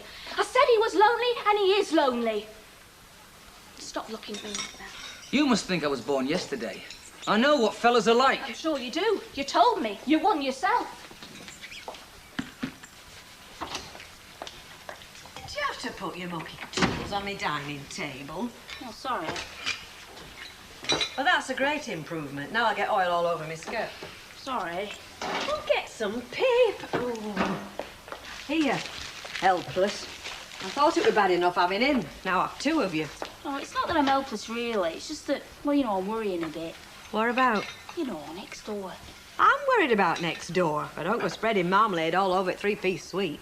When's he due back? Dinner time. Oh, so he said on phone last night. What do you reckon he'll say?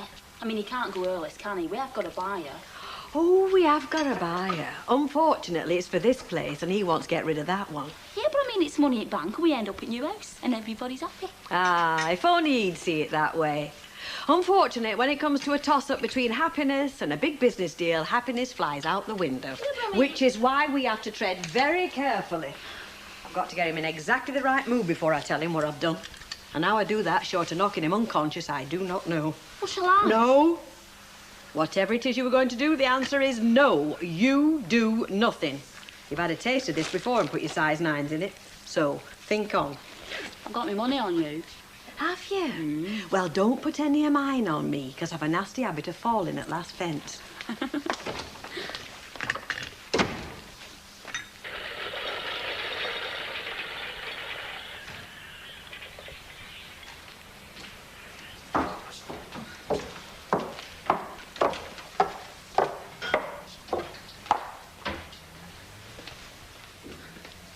It looks very nice.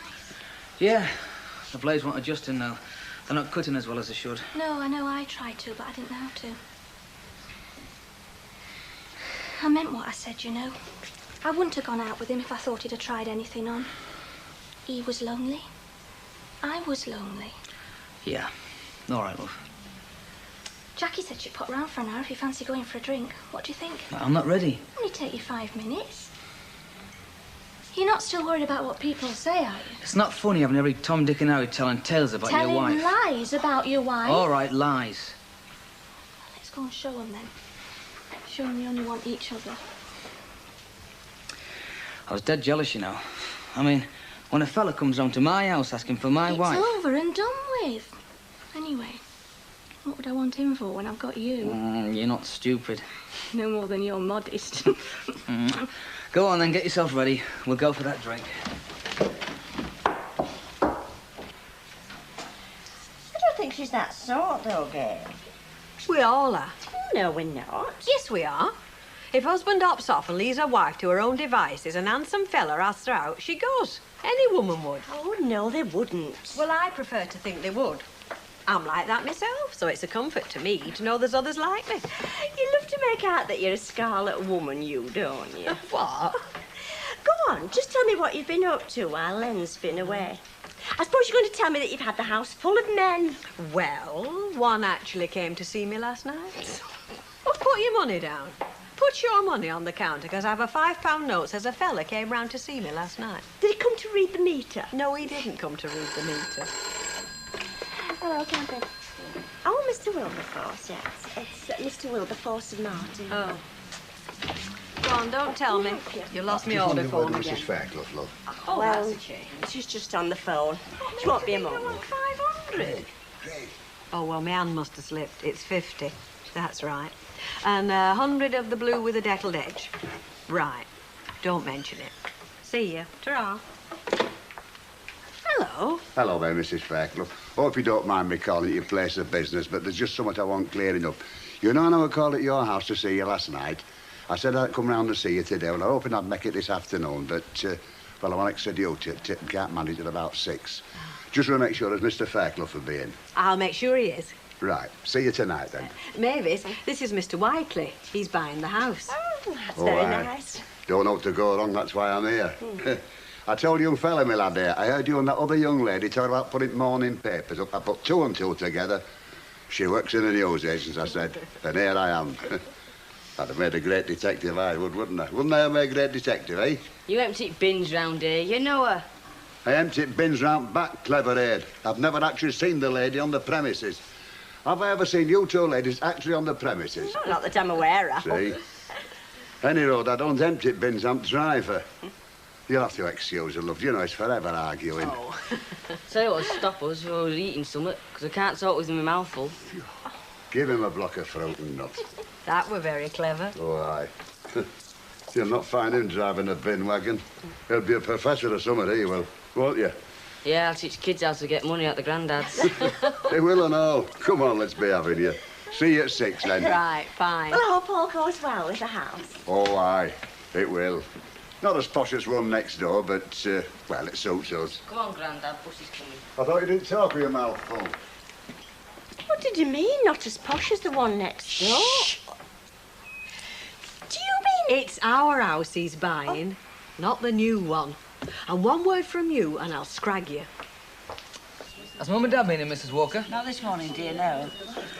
He's looking very handsome, isn't he? Quite the bronzed Adonis. Watch out, kid. She'll have him off you. Ah, well, a few years ago, perhaps. He doesn't look bad, though, does he?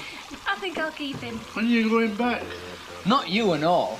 Well, it was always the first question they asked me when I come on leave. Ah, but we could understand it with you, Albert. Why? Did you ask me for a drink? No. Oh, who were it then? Stand by your bits. It's Lawrence of Arabia. Hey, how's it going, kid? Not so bad. Hey, look at that tan. I mean, there's no justice, is there? He gets paid for getting that. Me, it'd cost me hundreds of quid. Here. Any chance of me opening a factory over there? I mean, do they wear jeans under there as your father? Yeah, forget it. You wouldn't last 5 minutes. What do you mean? You've got some very strange laws over there. No birds and no booze. There are ways round the laws. They are, you see. It all adds to the spice of life, eh? Mr. Borden, can I interest you in a plate of my splendid hot pot? Any other day, I'd say yes, Mrs. Walker. But today, it's home cooking. Not a promise, then, are you, Mike? Did I ever talk about you in public? No, Mrs. Walker, just one large scotch and I'll be off. Anybody home? Hiya! Welcome home! Hey, what's up with you? Well, I'm glad to see you back, aren't I? Are you glad enough to give me something to eat? I'm starving. I just called down and bubbling squeak grab you. Oh, by the throat, wheel it in, love. I haven't had anything since 6 o'clock this morning. How's things ticking over at the yard, then? OK, your timber came yesterday and Mr. Walmsley popped in this morning. I hope you clobbered him with a piece of 4x2, did you? Who needs 4x2? I smiled at him and he gave me this. Ta-da. He's paid his bill. Oh, didn't you if I smiled at you? Things are looking up. You haven't sold the house and all, have you? Well, not yet, but Rita's had a very definite offer. Who is it? That one who's been umming and ahhing? Well, let her tell ya. It's not my birthday, is it? Oh, no. Income tax. There's always something, isn't there?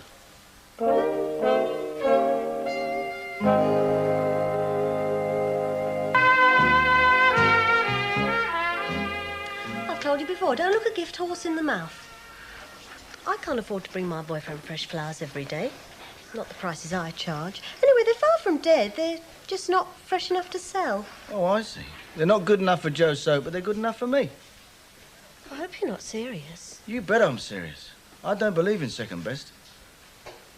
Why do you think you're here? Oh, you're a strange man. You're quite capable of being nice to a girl. It just takes you a long, long time. Hey, what are you frightened of? Losing your macho image? Do we have to pay for our compliments? You bet, kid. Through the nose. You are an attractive lady. You are a very attractive lady. Now, why don't you get in that kitchen and cook us some lunch? It's only steak and salad. It'll take 5 minutes. Oh, well, in that case, you can give us a kiss.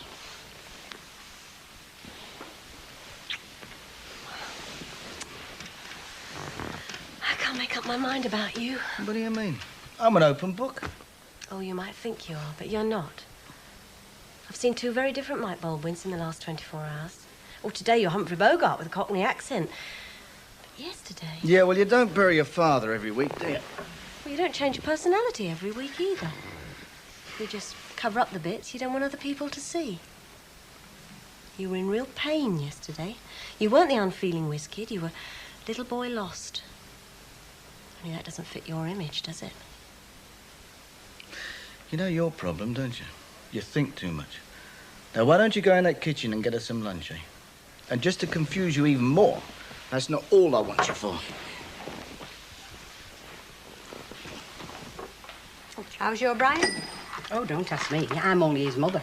Sorry, I suppose. Well, you needn't be. It's the way it was, I suppose. You bring your kids up proper, and before you know where you are, they're married, and then you've lost her, haven't you? I don't know. We're young girls keeping me away from our Brian. Anybody'd think I'm a wild animal or something. Well, it is the way of the world, Ivy. Don't worry, I know. Mind you, it's not just Brian. I mean, it's that little babby I miss seeing and all, you know.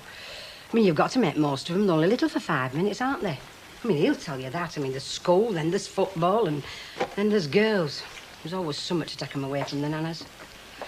I'm blowed if I understand young uns these days. I mean, look at Gail. She couldn't wait to get a job. And then she goes and leaves little Nicky with anybody that'd have him. That's not fair, Ivy. She don't leave him with just anybody. Well, why leave him at all? I'll tell you something, if he was mine, I'd want to be watching him every minute that got sent. But not young mothers these days. Oh, no. They can't wait to get shut of them. They've got them at play school before they even start learning to walk. I don't understand them, honest. I don't. I don't. I'll tell you something, I think that this is the cause of all trouble we're having these days. You know, all this hooliganism and that.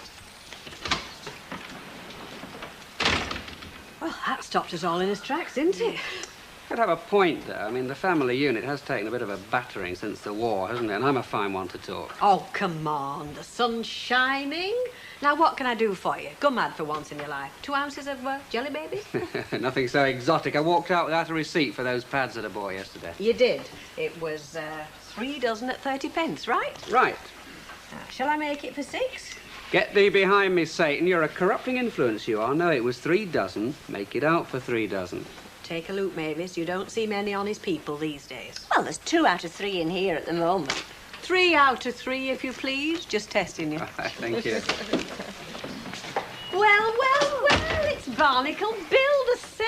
Hello. Come to collect me loving bride. Oh, I'd go if I were you. Something's going to explode. I was just thinking the same thing. Good to see you back, Len. It's good to be back. And how's Mavis, then? Oh, I'm fine, thank you, Mr. You're very cheerful. Well, I'm home, aren't I? Sharon's just dished up one of the best meals I've had since I went away. Charlie, what's his name? Charlie Wormsley's paid his bill. And they tell me that you've got a buyer for the house. I think I'll just go and brew a pot of tea then. So we are, Mavis. What's up? Nothing. We've only just had us dinner. Oh. And who is it then? Who's the buyer? It's a fella that works on the bins with Eddie, Mr. Whiteley, and his grandson. He sounds interested. Yes. There is just one thing, Mavis. He had a look round the new house, and he thought it were too posh for him. You managed to persuade him, though, eh? No. The point I'm trying to make is it's our house that he's buying, not the new one. But our house isn't for sale. No, but it would be if we moved in the new one. Go and make the tea, Mavis. Yes, Mr. Black. And if you hear me screaming, call police. What's that? Is that the Midday Post? Yeah. You got some fella writing to you with a funny stamp on it. I posted that 3 days before I left. Mind? It's addressed to me. Ooh, another check. Good. Hey, if you're going to the shop stuff, you can put that in the Building Society. I always do. What do you think to that? Great. I mean, I bought myself some clothes. You told me to. I know. I'm not complaining. I mean, you must have spent some money out there. I said I'm not complaining. Because I heard what you said to Mike in the Rovers about booze and birds and getting round the law. Did you get round the law? I bought a couple of bottles, yeah. For you and that nurse? Look, I took her out a couple of times. She was Australian. Twice the size of me. Honest. You should have seen her. I was lonely. I mean, cooped up with the lads all day. I just wanted a change. It was nothing, a bit of a laugh, that's all. You were lonely, cooped up the lads all day. Yeah. You know what it's like then? Of course I know what it's like. I'm glad we were both lonely. I'd have been a bit worried if we weren't.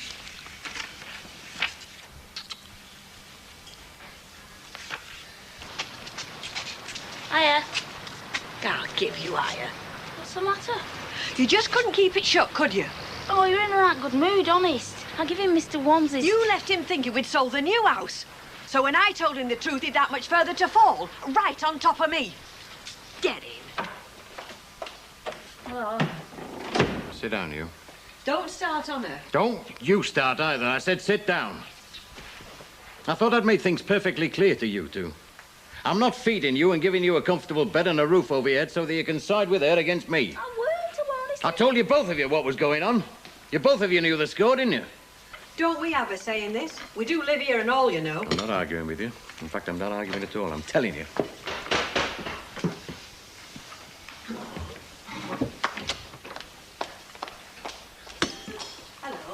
Hello. Mr. Fairclough in, is he? You better come in. Wipe your feet, Craig. There's the boy. Hey, I didn't know you were having your tea. No, it's all right. I didn't realise what time it was. This is my husband. Len, this is Mr. Whiteley I was telling you about. Pleased to meet you. This is my grandson, Craig. Thank you. He's coming here to live with us. I'm afraid he's not. Eh? I'm sorry to say, Mr. Whiteley, my wife has got the wrong end of the stick. It's next door that's for sale, the new house, not this one. But if you're interested in that... But she showed us round this one. You're a good lady. Well, we agreed on a price. 10,000, she said. She said it were all right. She said we could move him right away. Hush, lad, hush, hush, Mr. Fairclough's boss. Look, we'd have had next door, only, well, you're asking more than we can afford. It's my son that's buying it, his dad. He's in Merchant Navy. I'm afraid we're both wasting our time. This house isn't for sale. It never was. Ah, well. Come on, lad. I'm sorry. It's me that should be sorry, Mr. Whiteley. Right. Well, good night, then. Good night. Say good night, Craig.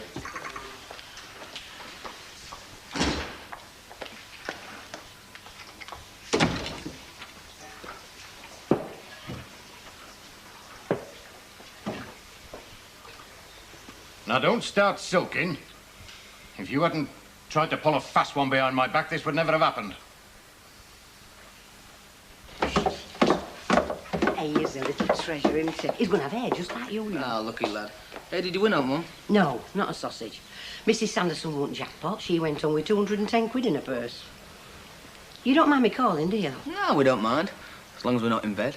Well, I thought seeing as I'm passing this way, it'd be daft not to pop in for 5 minutes. Because she has been keeping you to herself since you come back. Well, he's only got a couple of days and then he has to go back. I know, that's what I'm saying. Still, glad to see you've settled down. It's nice to see you still talking to each other. Lots of lessons to be learnt in marriage, you know. I mean, you can't go off drinking with young fellas while your husband's away, no matter how innocent you might think Don't it is. interfere, Mum. I'm not interfering. Yes, you are, and there's no need.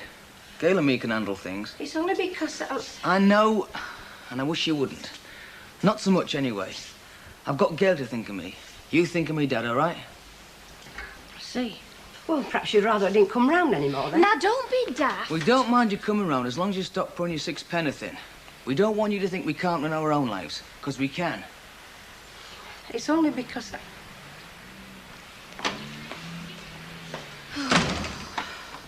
I wish I didn't feel so rotten when we treat your mum like You that. can't have it both ways. You're right and she's wrong. It was you I married. Is this the same man I said goodbye to 6 months ago? I'm 6 months older and a fair bit wiser. Hilda would have washed up in the morning. You should have left it. And leave you surrounded by dirty dishes? I couldn't have slept. Do you know what? What? I feel very happy. Like an old married man. Oh, come on, one thing or the other.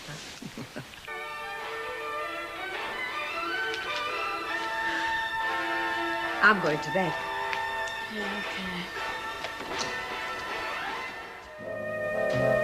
If you get moving that, love, and go out for the day.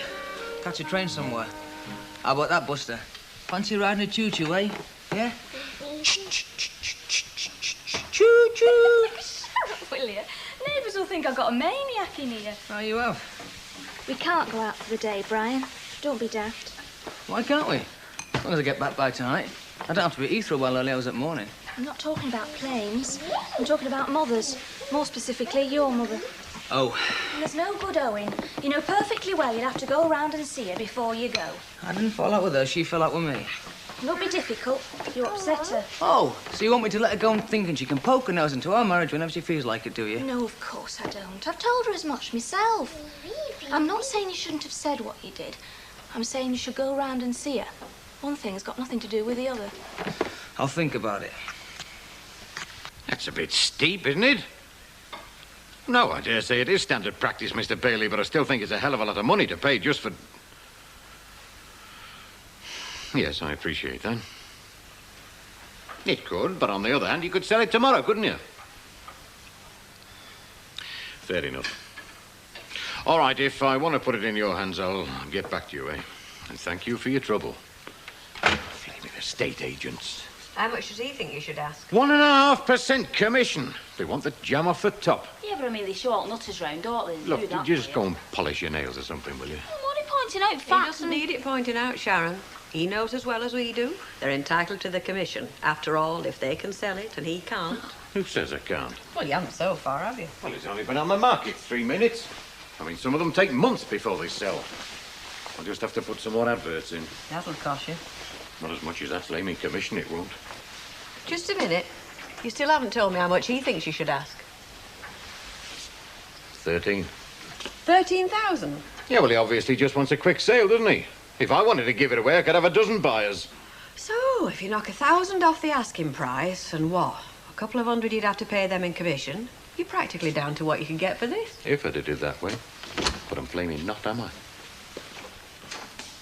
Well, are we winning or what? Not yet.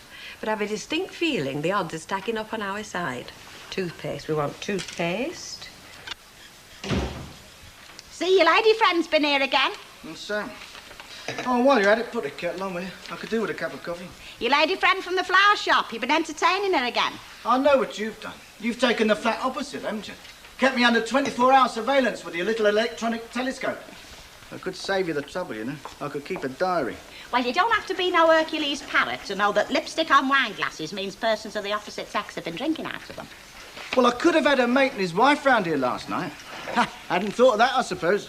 Only 2 glasses. He doesn't drink. Not even tea or coffee. Only 2 cups and all.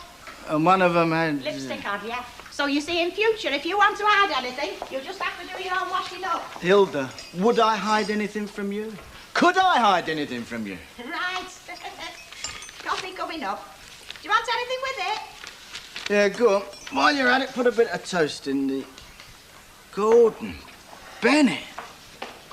I don't believe this. What? What is it? Oh, just a little bit of personal news, that's all, Hilda. Oh, dear. Nothing bad, I hope. Well, not as bad as expected. Do you really want to know, do you? Yeah. It's from me dad. From your dad? Frankie! But he's... Exactly. On second thoughts, cancel that coffee, will you? Well, if that's supposed to be a joke, I think it's in very poor taste. Have you ever been married? No, I haven't. You don't have to get so indignant about it. Plenty of people are. Well, I haven't. Engaged? No. Lived with anybody? No, I certainly have not. You're off again? Quivering with indignation over a perfectly natural question. Luke, I only asked you if you've ever had a fella. Not did you chop your mum and dad up with an axe like Lizzie Flippy Borden. Well, why this sudden interest in my personal life, anyway? Well, I mean, let's face it, you've not got much of a present, have you? So I reckon you must have had a bit of a past. Else what's the point? Point of what? Well, anything. You're not telling me you've gone all through your life for what? How old are you? It's none of your business. 40-ish? All them years without a mad, passionate, sizzling love affair? Well, as a matter of fact, I have had my moments. Go on then, tell us. I've no intention of doing any such thing. No, your generation can't talk about it, can they? They start all airing home and they're going red at face. Hello, Ken. How nice to see you. How's Deirdre and Tracy? Very well. At least they were when I saw them at breakfast time. Anniversary cards. Oh, yes, they're over there, third row down. Oh, whose anniversary is it? Mine. Ours. How many? First. Oh, is it a year already? Oh, well, I suppose it must be. Doesn't time fly? You're putting me on. Sharon, well, don't be so rude. Well, I'm not being. He's been married above a year. I bet Tracy. She's at least 5. Oh, I get it. You lived with each other first and then got married after your dad. Oh, you've got hold of the wrong end of the stick, as usual. Rather a complicated story, Sharon. I haven't got time to go into it right now, but I promise you we've only been married a year. What's this? Well, I'm not supposed to know, am I? I mean, when I moved in with you and Len, I didn't ask for a life detailed history at street, did I? Just as well, because it made Harold Robbins look like Enid Blyton. Now, have you been making yourself useful to Mavis? I have. Good. And we've had a nice girl-to-girl chat, haven't we, May? All right, this one will do. You can never find one that says exactly the right thing, can you? You know, that's what my husband always says. That's why he never sends me one. Yeah, how is Len? Still having problems at the house? If by that you mean is there a queue forming its way to the front door to buy it, the answer is no. Shame, really, isn't it? All that work building it, all that aggro trying to sell it, and in the end, any profit that he does make will probably all go in tax. Will it? Look, you're the business person, Rita. I mean, whenever any of us do make a few bob, doesn't the Chancellor always manage to get his hands on most of it? Bye. Bye. Do you know, I can hardly believe that it's a year now since I sat there watching her in that fairy tale dress with that beautiful tiara and all those lovely little bridesmaids. Deirdre Barlow? No, Princess Diana. Ken and Deirdre were married just 2 days before then. Hey, you know something? I bet any minute now that door will pop open and Charlie Boy will come in and buy her a card and all. Hey, Rita. What, love? Shall I go and make us all a nice big vodka and tonic, yeah? If you want. Ooh, go and put kettle on.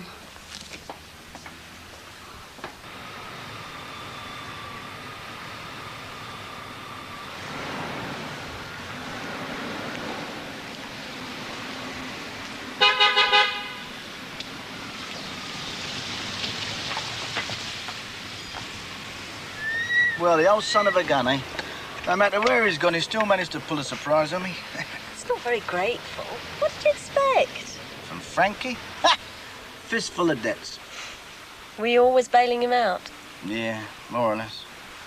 Mind you, he knew how to earn a few bob. Just that he used to take a lot of shortcuts. Spent his life at 130 miles an hour, did my old man. Easy to see who you take after.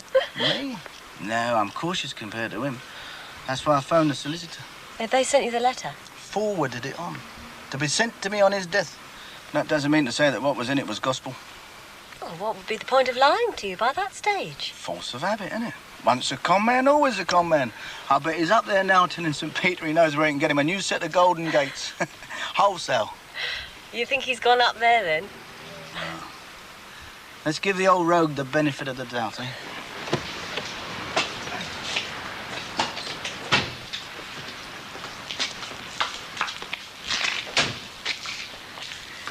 But it is genuine. He has left you the money. Yeah, 2.5 grand. I thought you said 3,000. No, 500 goes to a friend of his. But you said he didn't leave a will. Well, he didn't as such. But he wanted to leave Sylvie something to remember him by. See? Wait, haven't sold it yet, then? Why, are you interested? Nah, you must be joking. What are you talking about? Straight out of bed into the office. What more do you want? Tried living on top of the shop once. No, it is definitely not a good idea. I'm quite happy with my own little pad. Oh, yeah, bachelor pad's all right for one. But it's not built for two, is it? Well, if it's the right two, anywhere's the right size. If it's the wrong two, even Buckingham Palace wouldn't be big enough.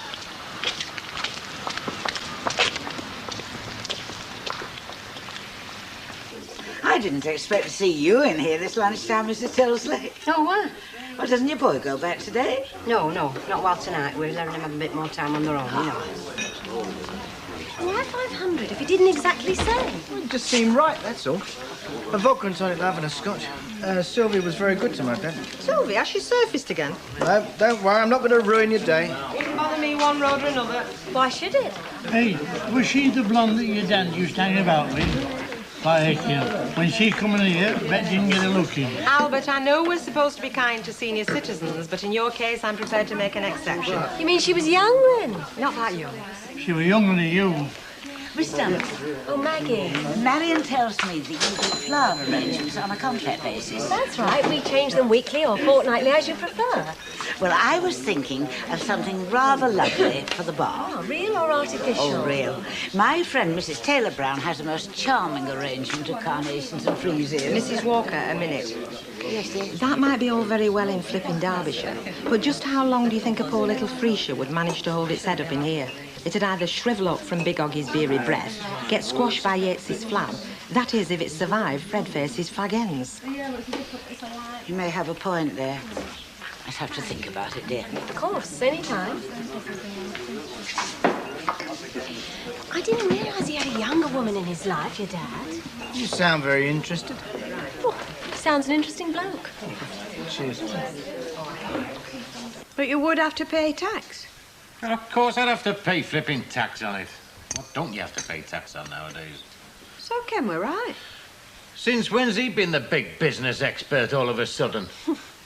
You don't have to be much of an expert to work that out. If you sell the new one for 13,000 and have to pay estate agent's commission and tax on whatever else you make... You said all that this morning. Well, I'm saying it again. If I do it that way, but I'm not saying I am. Well, you've not had much luck so far. Carry on like that, you won't have much choice, will you? And then what? Well, the difference between the profit on the new one and this would just be a cough and a spit. So we flogged this. Is that what you're saying? I've been saying it for some time. You've just not been listening. All right. I'm listening now. What does that mean? Well, it means you've won, doesn't it? You're right, it's not worth the aggro. I haven't won, love. We have. We should never built the flaming place. So where the hell are you going now? To see Mr. Whiteley, to tell him that at last he's got a new address. Oh, him. Yes, well, we have messed him about a bit, you know, then. Tough. You don't mean that. And look at it this way. You made an old man very happy. Not to mention a not-so-old lady.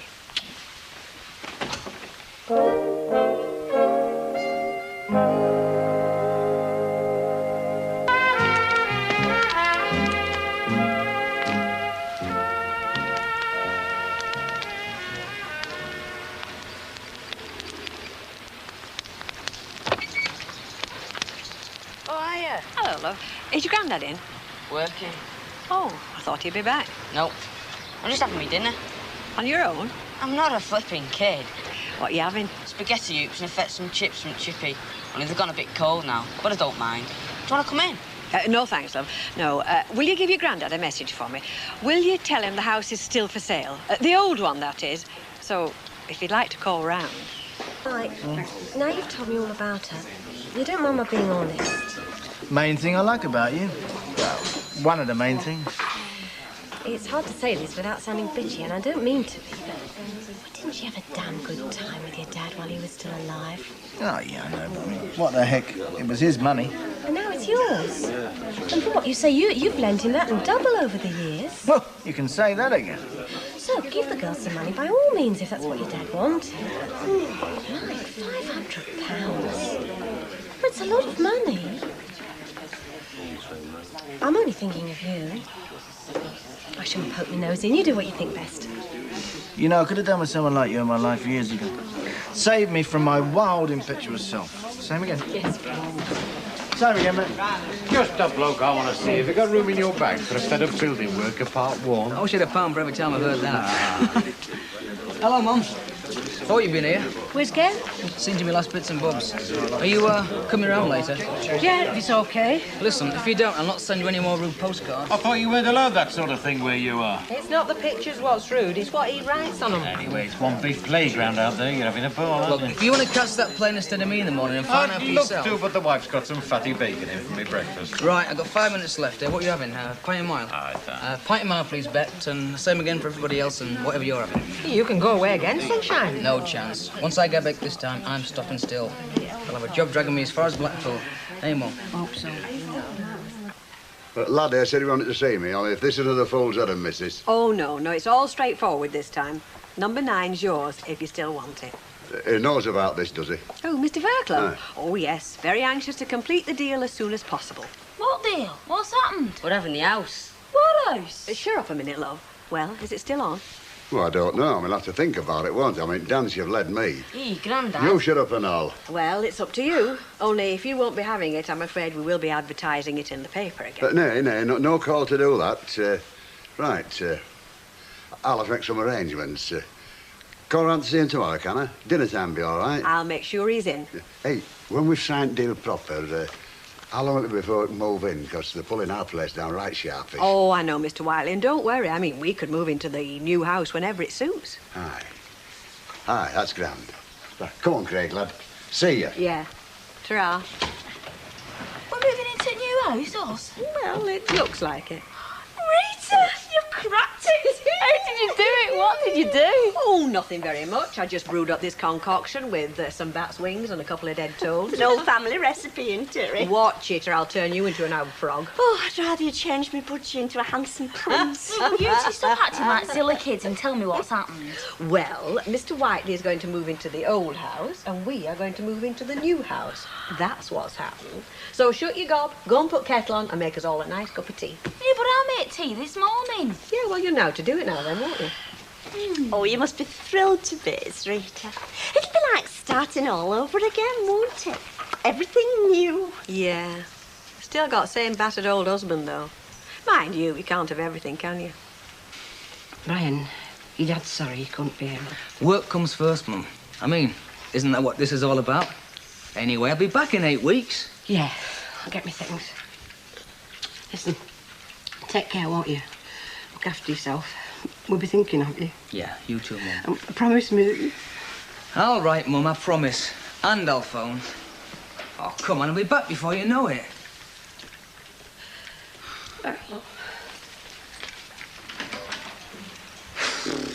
Mothers.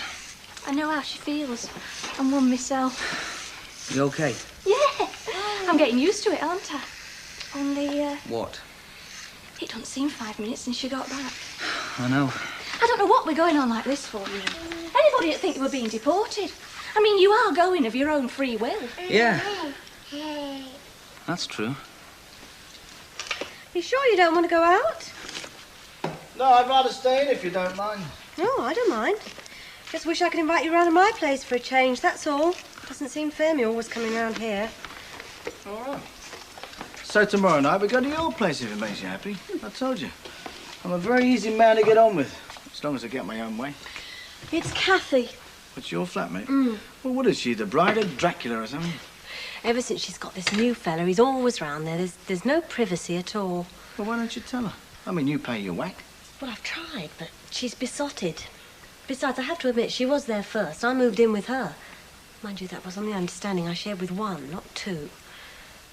Oh, never mind. Do you want French dressing on your salad? I thought Mr. Slater what come till the day. Oh, yeah. Mr. and Mrs. Slater had a look round new house. You never told me. No, well, you weren't all that interested then, were you? Not at the time, no. For one thing, we thought it was a bit beyond our reach. 14,000. It's a very sound little property, you know, Mr. Slater. I know that. I built it myself.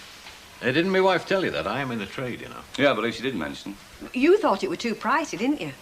Yeah, but we've done a bit of rejigging since and gone into one or two things, and the wife's quite keen, you know how they can be. You don't have to tell me. So we're thinking if you would consider accepting 13.5. I'm sorry, Mr. Slater, but I've got to be realistic. I know what it cost me to build. So there's no room to negotiate, like? Oh, no, I didn't say that. I'm a very reasonable man. I'm willing to knock some of it off for a quick sale. How much? 13,750, and it's yours. It's still a bit more than we envisaged. However, she does like it. Right. Subject to Building Society survey being okay? You should have no problem there. I've got a pal who works down there. Should be able to get one of their blokes up pretty smartish. It's a pleasure to do business with you, Mr. Slater. Well, your good lady wife has got me address and phone number from the other day, so I'll be in touch. Mrs. Fairclough? Well, all done a bit quicker than I thought, that. Thanks very much. See you soon, eh?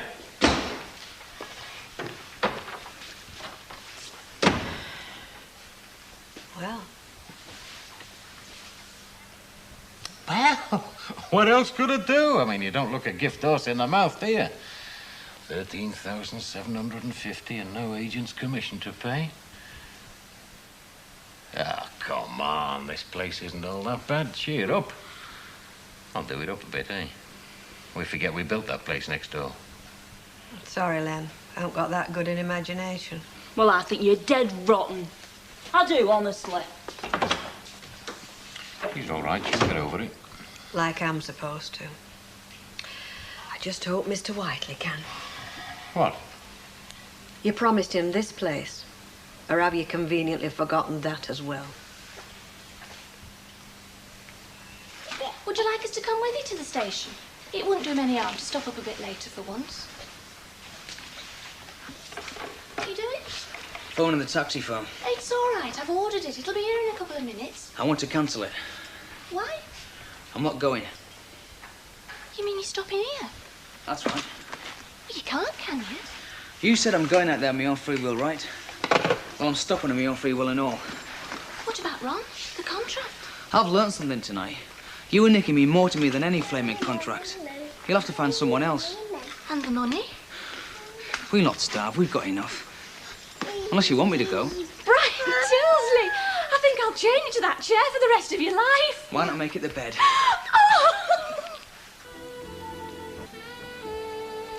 No, this is just what I could do with a place like this. Yeah, be ideal. Well, I have started to look, but it takes time to get the right place at the right price. And in the meantime, those two are getting on your nerves. Well, I haven't quite got down to Valium sandwiches, but nearly. You could always move in here till you found somewhere. Here? Yeah. No cigarette smoke. Plenty of grilled steak. What more could a woman want? Do you think it would work? Why not? I get on with me very well. Like? Well, we never know until we try, will we? I suppose not. Well, lady, do we give it a try? I hope you've got lots of spare cupboard space.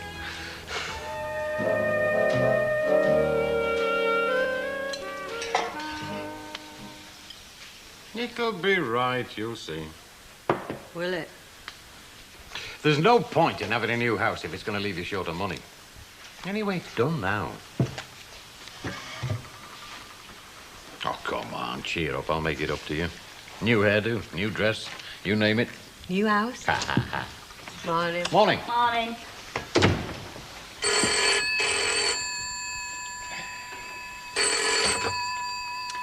Morning. Yeah. Mrs. Slater, can she speak to Mr. Fairclough, please? Yeah. Of course. Have anything she wants to Mrs. Slater. Hello? Oh, no, that's all right. We're early risers in this house. You still giving him hard time? No worse than he deserves. Yes, of course. Whenever suits you. Can't be that bad if you're still making him his breakfast. What, you mean that bacon, egg and strychnine? 11 o'clock? Yeah, fine.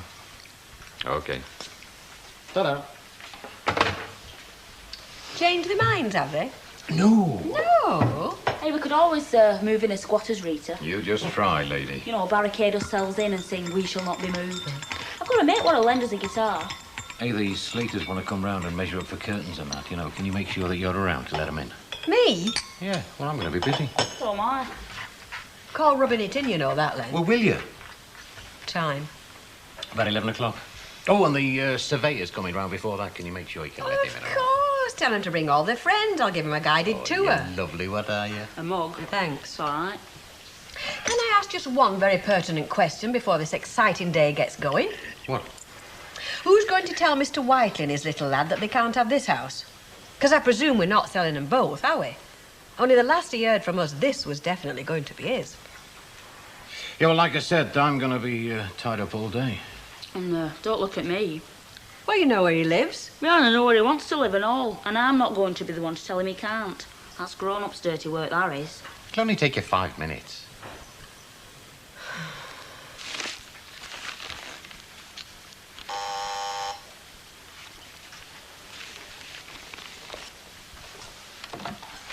Hello. It's me. Oh, hi. Look, hang on a minute and I'll pop down and give you a hand with your gear. No need.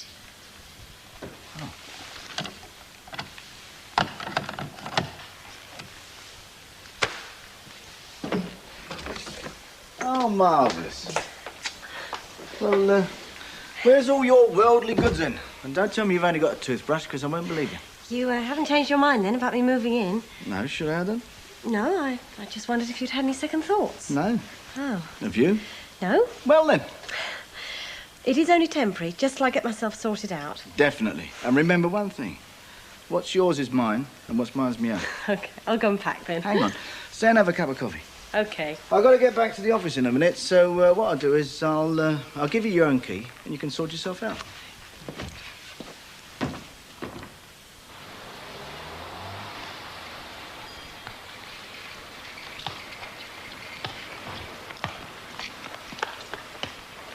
I mean, it has the look of one on an estate. Yet it's in a street. You'd have to go a long way to find something like this.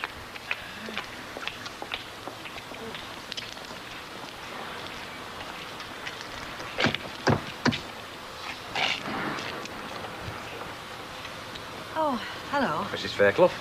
I won't be a minute. I'll just get the key.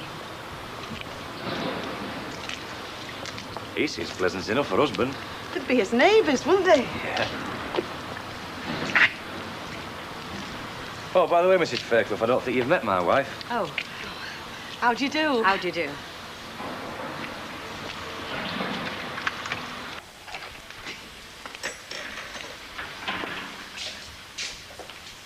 Oh, your surveyor called round this morning and all. Oh, good.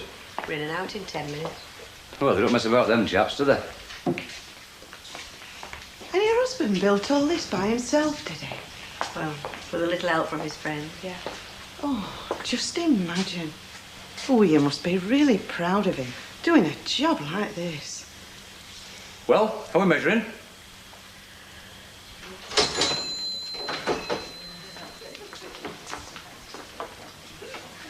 Back in the GGs, Mr. G? I am. Do you know, I was once asked out by a jockey. He only came up to my shoulder. Don't know what he saw in me, really. Oh, aye. Forget it. Yes, Hilda? Light ale, please. In a glass, or do you want a straw? Oh, no. Hey, you're not going out for a few minutes, are you? He must smile when he sees you coming through his door, that bookie. He'll smile on the other side of his face when he sees this romping sunshine. Fred, Yes, Mr. Walker. do I understand that you're going placing bets? Well, we're just going for a few errands, Mrs. Walker. I won't be more than a minute. You won't be even there.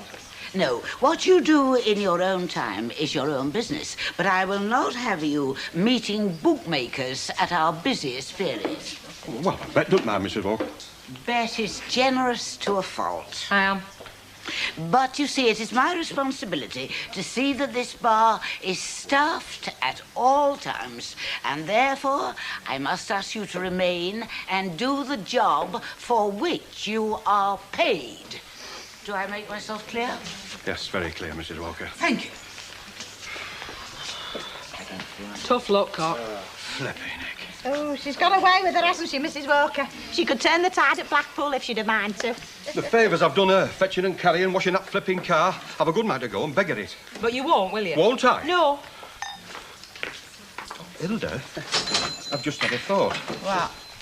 Now, look, you'll be going past Chadwick's between now and 2, won't you? Yeah, that's what I will be doing and all, going past.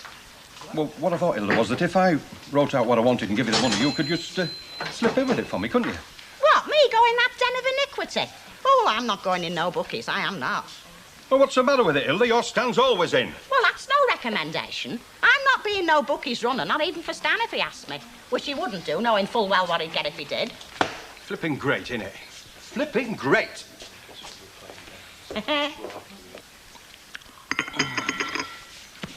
I'll just go see he's all right, Miss Brown. Yeah, I'll wash up.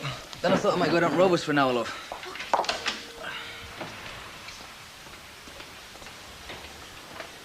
Hello, Ivy. Hello. He's asleep. Oh, better leave him be then. Thought I'd just come round and see how you're bearing up, love. Have you had your dinner? Had a barm cake on bus.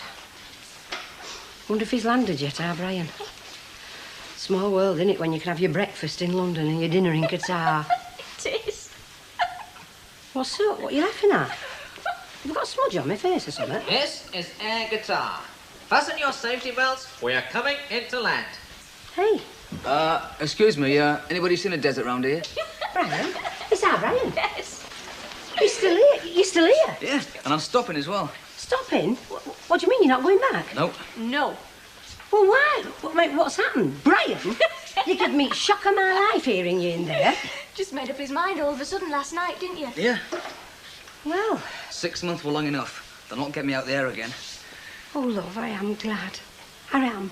I'm glad for both of you. Means there won't be all that money coming in anymore. Oh, come on, what's money set against being with your family, eh? Hey, you were telling me a different tale 2 days ago. Yeah, well, that's when I thought you were going. I mean, you've got to put a face on things, haven't you? Oh, Brian, wait till I tell your Dad he'll be that pleased.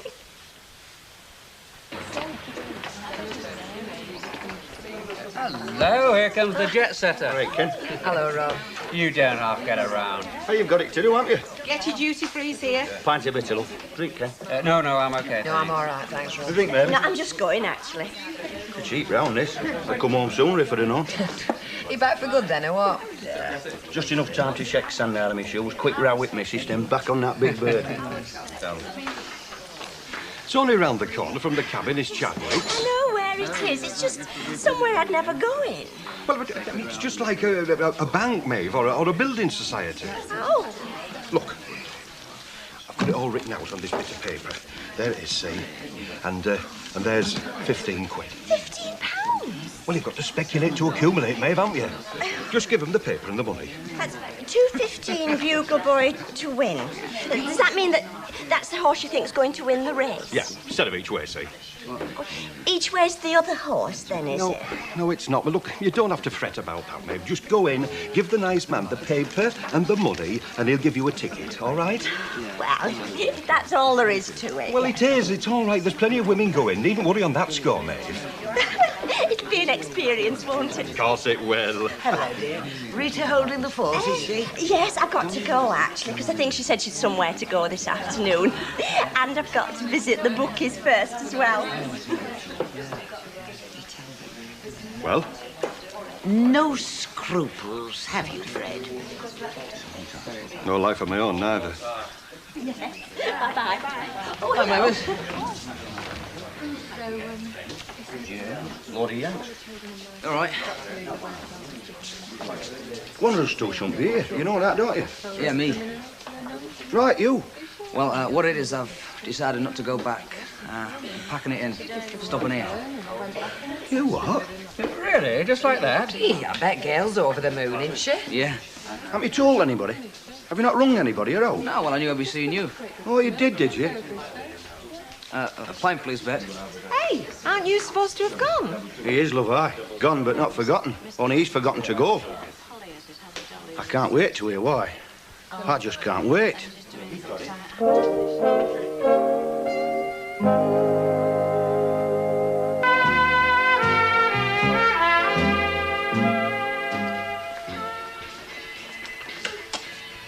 I haven't caught you at a bad time, have I? No, come in. Ta.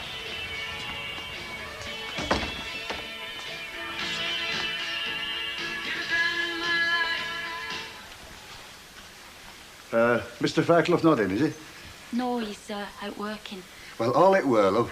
I wouldn't go if I could have a look round your bathroom and remind myself what they were fitting like. Mrs. Fairclough not been to see you? Well, t'other day. No, this morning. Not as I'm aware. Only, you see, this house isn't for sale anymore. Come again? We've gone and sold next door instead. Nah. Oh, she should have told you this morning. Well, of all the damn tricks. Sorry. Where is he? Who, Mr. Phil? Aye, Fairclough, where is he? Well, he might be in his yard, I'm not right sure. Well, he's not going away with a stroke like this. He's not. Telling folk one thing, then another. Look, I'm sorry. Oh, well, somebody's going to be time I've finished, I'll tell you. I never move. Well, are these dead, lads? Aye. They have another. Yeah, I'll get shot as it is. Just think on what I've said, will you? Won't make any difference. Look, Brian, we all get homesick, especially when we come home. That's when it's worse, isn't it? And I know what it's like for you. Your missus going on at you. I get it myself, don't I? And I bet you've had your mum prattling down your ear all, haven't you? Telling you not to go back. It wasn't Gail and it wasn't me mum. I made my own mind up. Well, you're a bigger fool than I took you for, then. And don't think that's ended it either. Well, the plane's gone now, hasn't it? You're going to be in here tonight? Maybe. I'll see you tonight, then. Because I got you that job.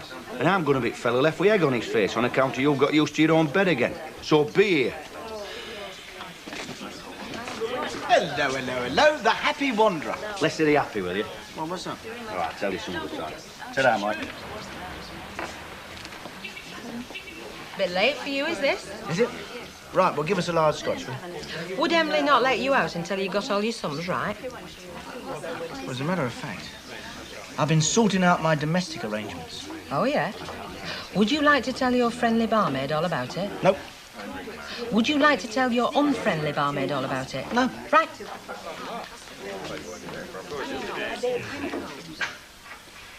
Hello? I'm in here. Ah, this is where you're hiding, is it?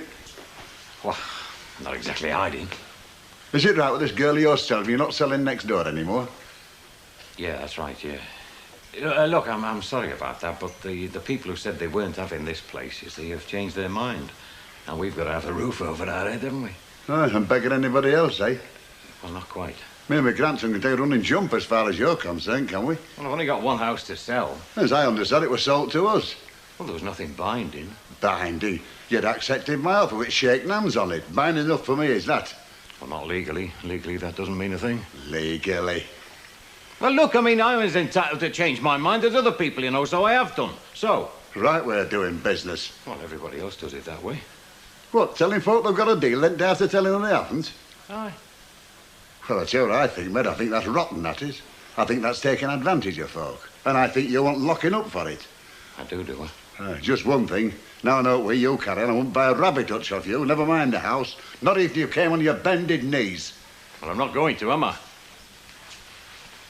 Backstreet flaming cowboy.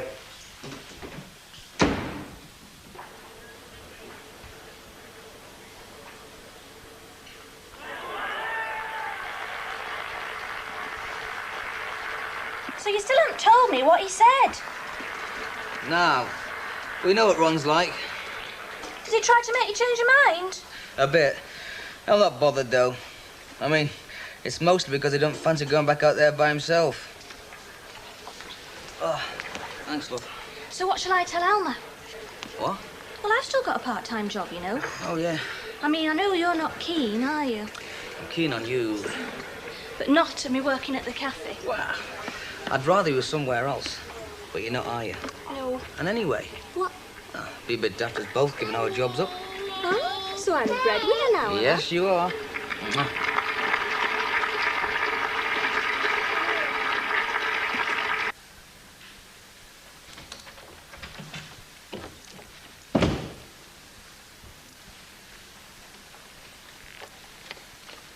Hi. I know I'm a bit short of cupboard space. Oh, I didn't realise I'd so much. Oh, that's all right. It'll fit in somewhere. There just might not be room for us. Do you want a drink? Well, in a minute. I just want to see if I can get these dresses in the wardrobe.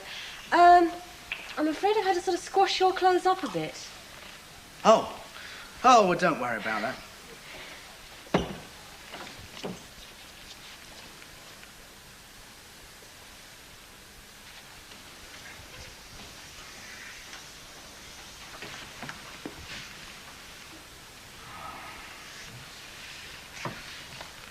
Did it all fit in? Well, not really, but I thought if I sorted out the things I hadn't worn for a while, I could sort of put them in a plastic bag and put them on top of the wardrobe. Yeah, great. Look, why don't we leave all this mess and, not mess exactly, but, Mess, yeah. yeah. Well, why don't we leave all this and eat out tonight, eh? What, and come back to all this? Well, Look, let me clear up the worst of it and we'll go out later. Yeah, lovely. all right. Well, give us a shout if you need a hand in.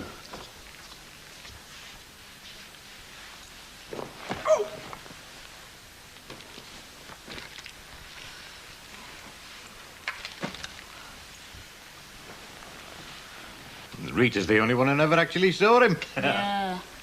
Well, I were going around this afternoon. Not my fault if he come here first, is it? I felt right rotten about telling him. I did, honest. Well, so did I, but he started calling me all the names under the sun, so... Mr. Whiteley again? Oh, no. If it is, he's going to get a mouthful from me this time.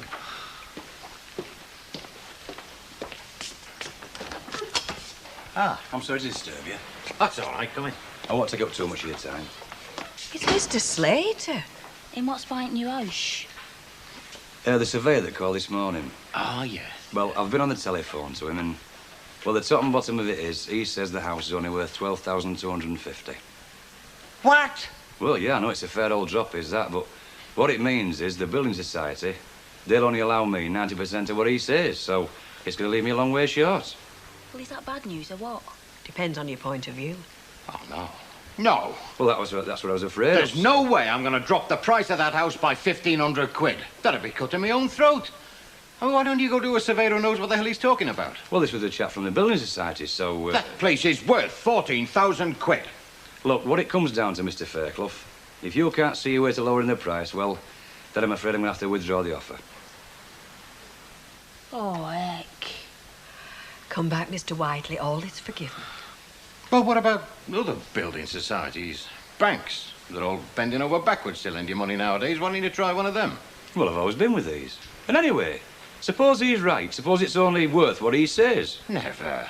Yeah, but if it is, how many be paying over the odds? No, if you can't see your way to lowering the price. Which I can't. Well, then, I'm afraid I'm no longer interested. So what will he do now? Well, he won't be pleased.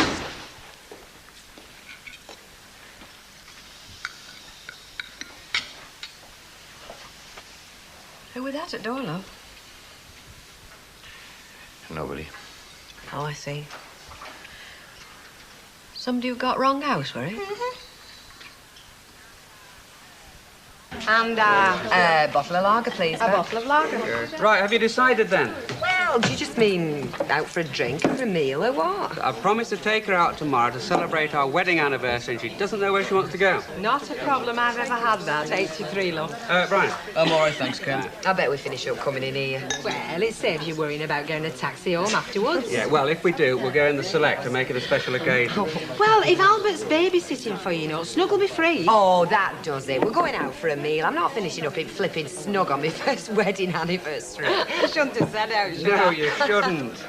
Oh, you're here, then, mate. You all right? Not really, no, but we'll talk about that. Right, Ken. All right. Right. Go and grab that table over there, I'll see to drink. That's my round from dinner. Was your tall, will you? 2 pints of wallop, love, please. Have you never been to bingo, Mrs. Walker? Did I honestly say I haven't, Mrs. Hunt? Oh, I wouldn't be without it. Really? Well, it gets me out the house, you know. And then it keeps my mind active, all them numbers. You know, I've heard it said that anybody who's good at bingo can be trained to operate computers. I don't know how true it is. Bingo? Come on, Hilda. Oh, and what do you know about it, then? I know that when I was a kid it was called housey-housey. There's no clever in it. And is betting on racehorses such a superior occupation? Yeah. Well, there's no comparison, Mrs. Walker. You've got to study form, you've got to weigh things up. And what was the result of all your studying this morning? Well, can't win every time. He means he lost. That's what you mean, isn't it, clever clog? Don't worry, I'll get it back tomorrow. In your own time, I trust. In my own time, Mrs. Walker. Do you know, my Stan says he couldn't spot a winning horse if it was standing on his foot. He doesn't seem very successful with his gambling, I must say. No. But I think you'd take to bingo, though, Mrs. Walker. I do, really. And it's not Gail, and it's not me man. OK. It's me. I've decided not to go back. So you've said. So there's no use trying to persuade me. Listen. Because I'm not. Have you done? Have you finished? Yes. OK, look, just suppose you've hired somebody to do a job. You've given him a contract and he's signed that contract. You've given him paid leave, paid his airfare, and then he don't turn up. You're not going to be very chuffed about that, are you? In fact, you're going to be more than a bit aggravated. They can't do out. Maybe not to you, but what about Muggins here? I've got to go back there next week, and it was me who got you that job. And that contract you're trying to pretend doesn't exist. So it's going to be my neck you're jumping up and down on, innit? Look, I'm sorry I've let you down, Ron. Look, we'll say you were poorly, right? What? You know, you've been a bit poorly. English grub didn't agree with you. So you miss your plane. But your ticket's still valid, isn't it? You've still got it? Yeah. No problem then. Just get yourself down at airport tomorrow, find the plane that's going straight away and get yourself on it. And thank your lucky stars you've got your Uncle Ron to look after you before you got yourself in some real bother.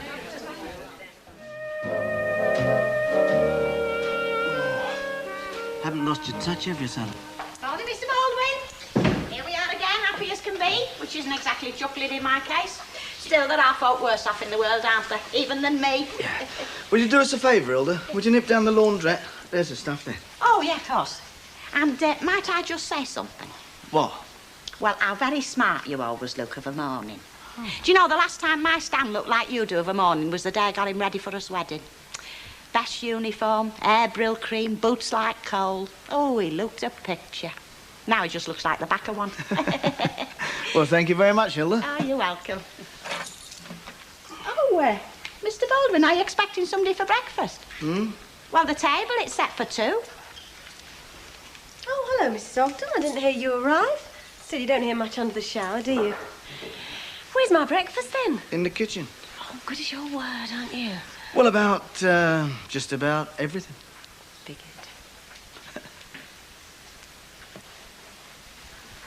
Oh, the other breakfast, Hilda. And just to put you completely in the picture, she's moved in here.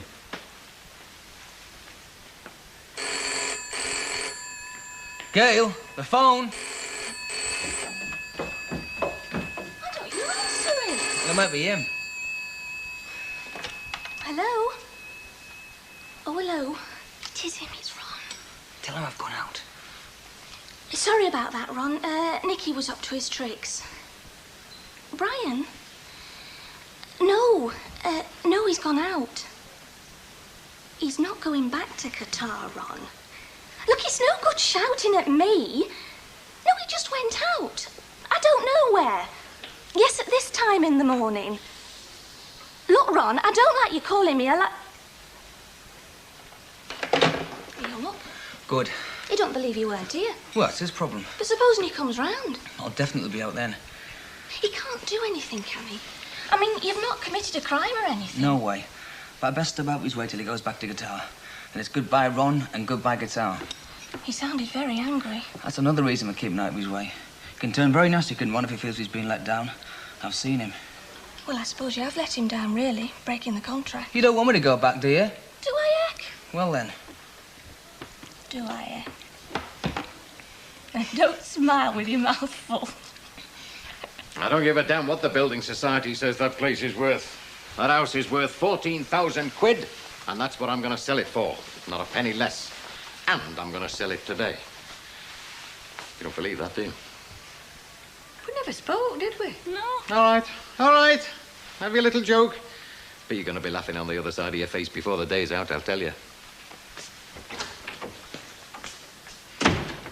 Think it's turning in tap not being able to sell next door or what? Getting a bit twitchy about it now.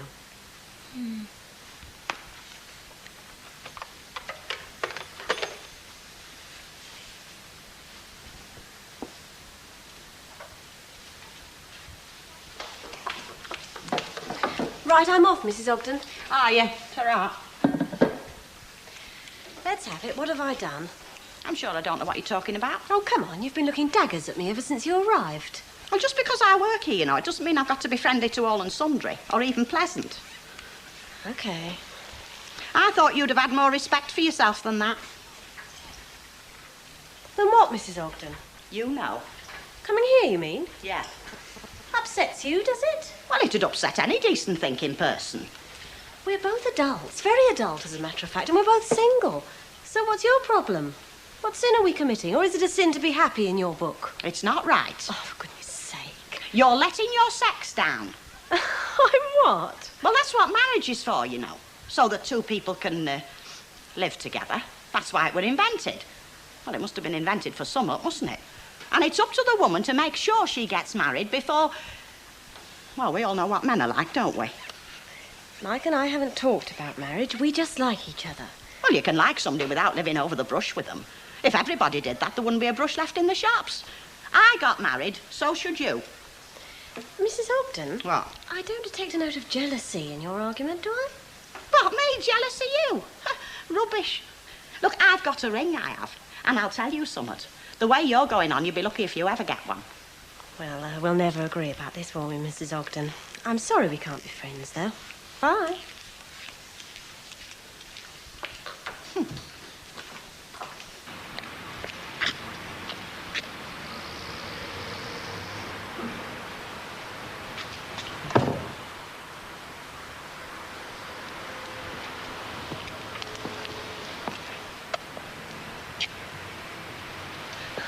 Excuse me, madam. Hello, Len. I couldn't resist having a little peep. You've made a marvellous job of it. You think so? I'm sure. Come in and have a look round. Eh? Come on. I'm on my way to work. Go on, it won't take 5 minutes. Deirdre? You come and have a look and all, Ken. Come on.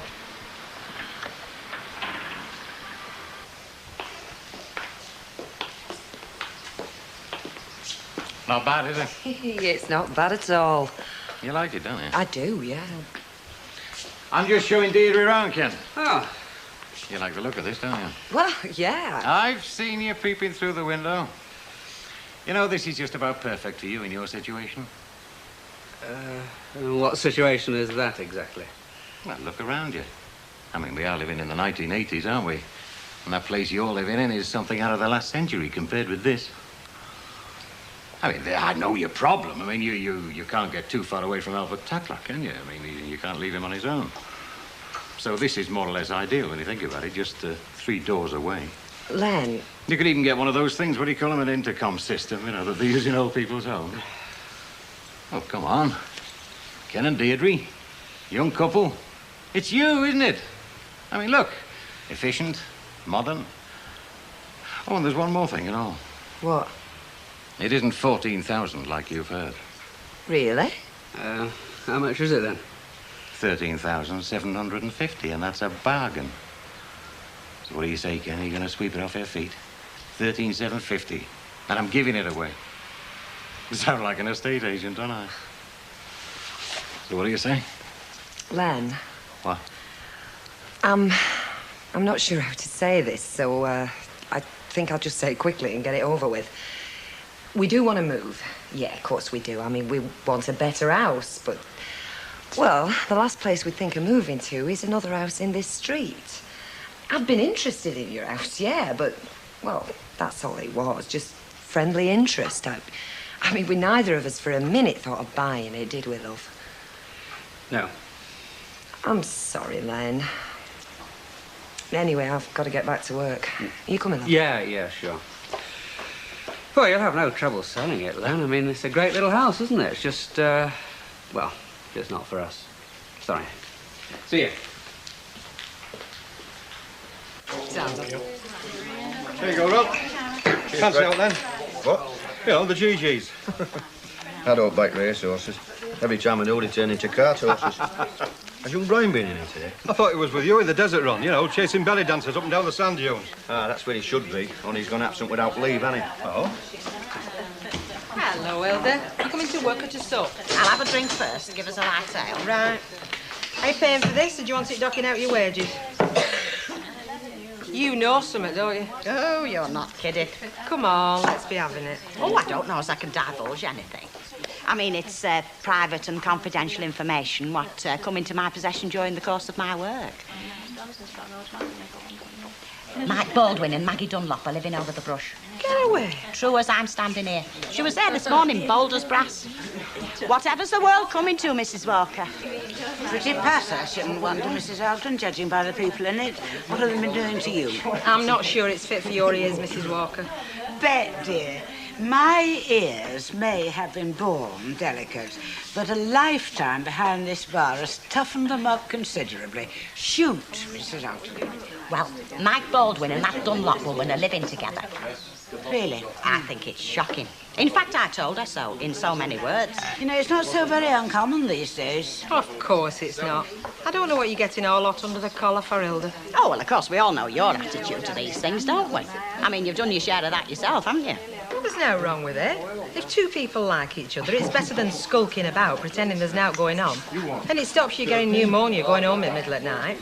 Well, I'll tell you this. I'm considering my position very carefully. I mean, whether it's right to go on working for a couple what's living in sin, it might be thought I'm combining it. Oh, do me a favour, Hilda. You'd not give your job up. When it comes to a choice between morals and money with you, morals wouldn't stand a cat in hell's chance, like with most folk. We'll see about that. Should no need to take that attitude. I think that Mr. Baldwin's private life is apt to make our bed a teeny weeny bit jealous.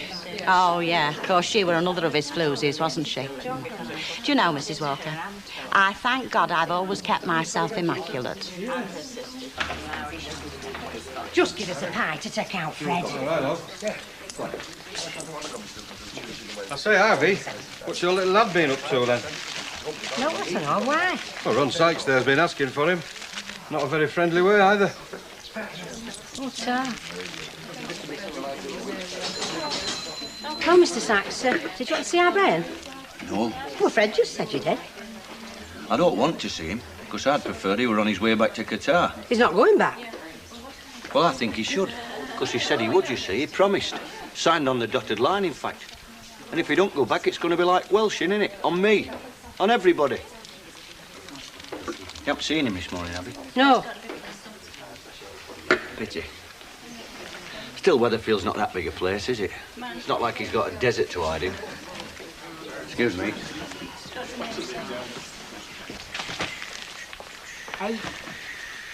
Hey? Does Princess Di say hey to Queen when she comes in her drawing room? She probably says, watch her, darling, because I mean, the Cockneys them, aren't they? Anyway, which way did you come, down the street or up? Down, why? I came up and guess what? Albert Tatlock's in front window with no clothes on. For sale sign's gone out at window. It's not? It has. What that means? It's not for sale anymore. He sold it? Oh, very quick, Rita. Blast, blast, blast, blast. Well, nobody can say we didn't try to change his hard-hearted mind, eh? I wanted that house. Well, so did I. Hey, he's here. Now listen, if there's going to be any blood. Hello, Len. Where have you been all morning? There's been one or two after you at yard. I've been, busy, you know. Doing what? Isn't that? Like selling next door? No.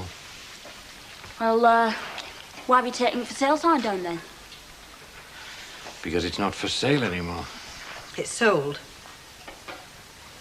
No. Well, what's happening to it then? We're having it, aren't we? Eh? Yeah. You were. We're moving in there. But why? What made you change your mind? Nothing. I just decided it was too good for other people. I don't think they'd appreciate it like us. Because I built it. I know what went into it. What about all the money you'll lose? Oh, money isn't everything, is it? I mean, who cares about money? Oh, Len, you little lug. What are you? Is this private or can anybody join? You put kettle on. This isn't for children's eyes. Oh, thanks, Len. I promise you I'll never ask for another thing as long as I live. Watch what you're saying, woman, for God's sake.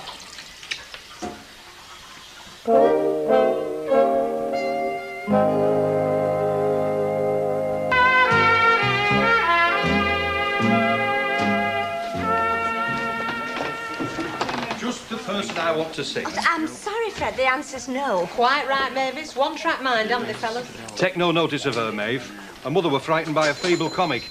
That's if she ever had one. No, look. I want you to put me another bet I love. No, Fred, I'm never going in that betting shop ever again for you. What's the matter, Maeve? Did they molest you or something? No, of course they didn't. No, It was just the atmosphere. It was so depressing. There was a lot of men and women who obviously couldn't afford to be betting, and, well, they all looked so serious. Nobody seemed to be getting any fun out of it. So, no. Now, will you please give Mrs. Walker a magazine? It's a serious business, is betting, Maeve. Silly cow. Hey, language, Fred. She might just have done you a favour. She didn't do me much good yesterday, did she? Well, well, we're a couple of late scholars. Well, time flies when you're busy, eh, darling? Absolutely. Is that a fact? Good news travels fast as well, then. Hilda's got a very quick tongue. Well, it saves wear and tear on the carpet, doesn't it? And how expensive they are these days. What are you drinking? Vodka and tonic and a large scotch, please. Right. Has there been something between you two? Oh, yeah, once. It shows on her. Hey, Mrs. Walker wants to know what you want. Oh, aye. Flaunting themselves in public now, I see. Give it a rest, Hilda. You know, she is hard-faced, that one, when you take a good look at her. Yes, Hilda. Oh, I'm definitely going to pack in work in there. Well, it's no place for a respectable woman. I've got my reputation to think of. Folk will be saying, if he can keep one woman, why not two? Yes, Hilda. I'll tell you what, you've upset your cleaner. Oh, so I gather. Still, as long as you're happy. We are. That's the spirit. Hello. Oh, hello. Is he in? No, Oh, he's packed his bags and gone, has he? he's gone to the job centre, actually. Job centre? Can I come in? Or is it your turn for the coffee morning? Of course, it's not coming. Now then, Sunbeam. He's getting a big lad, isn't he? He said he might go and have a look around town after he'd been to the job centre. Well, that's not going to take him long, is it? Weatherfield's not exactly a metropolis. And time's standing still as far as I'm concerned. Do you want a cup of tea? Yeah, I'm not really a cuppa man. Beer? Now you're talking. Now then, come in. See? What's that? Who's that, Teddy? Here, straight out of the fridge. Charles. Ron, What, love? Brian's not going back to Qatar, you know. Ah, so you said. Definitely. Cheers. Hilda, now what are you doing here at this time of the day? Well, I was going to let myself in with my key, as usual, and then I thought perhaps I'd better not. I didn't know what I might be interrupting. Hi, Mrs. Ogden. Hello. No, what I've come for, Mr. Baldwin, and I'd rather not come in if you don't mind. I wasn't going to invite you in. Well, what I've come for... Yes, Hilda. Mr. Baldwin, I'm going to put my cards on the table. Now, I've liked working here, and I can't say I haven't. It's a very nice little bachelor flat, easy to keep clean, and you've been a very good employer. But Well, I'm there's more afraid, in work view for of you, the so sudden what I'd change do in is your offer you an domestic extra quid a day. arrangements... Pardon? I said I'd offer you an extra £1 a day while Maggie stays here. Wow. Yeah. It's only temporary, didn't I tell you that? Oh, I see. Temporary. £1, you said? Yeah. Yes, well, I think that's very fair, Mr. Baldwin. I mean, that's why I come, really, to discuss money Well, it's in the been light... discussed. Now, goodbye, Hilda. Oh, yes, ta-ra, Mr. Baldwin, and thank you very much. My pleasure. I'll see you tomorrow. Yes. Bye, Maggie. Bye.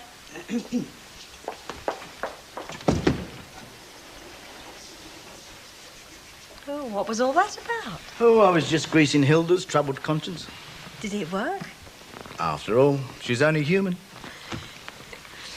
Aren't we all? They're not coming. I said the Whiteleys are not coming. Len, Can you say something? I said the Whiteleys are not coming, which is their way of saying we can get lost. Oh, so what? If they don't buy this house, somebody else will. We'll have no problem selling this place. Supposing we don't sell it. We will. Stand by your beds. Look, I found it straight. Mr. Whiteley. Len, look who's here. Oh, I'm sorry. Hello, Mr. Whiteley.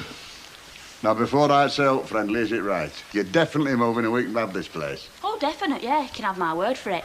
What is word for it? Don't we, Grandad? It's straight up this time, and I'm sorry you've been messed about as you were, but this time it's straight. I'm sorry too, Mr. Whiteley. And Craig. We won't be here, it'd been up to me. What? A miss living next door to me? Got it in one. Oh, shut up, Sharon. All right. I'm convinced. I take it the price hasn't altered. 11,000 quid. 10? Sorry, 10. OK. It's a deal. Well, this calls for a drink, doesn't it? I don't think we got anything in, have we? Oh, we can get something. Oh, we'll go, won't we? Father should cover the cost of half a dozen cans of beer and a Coke. You're not drinking then? Won't be a sec. Well, in a few weeks, we'll be neighbours, won't we? Only just.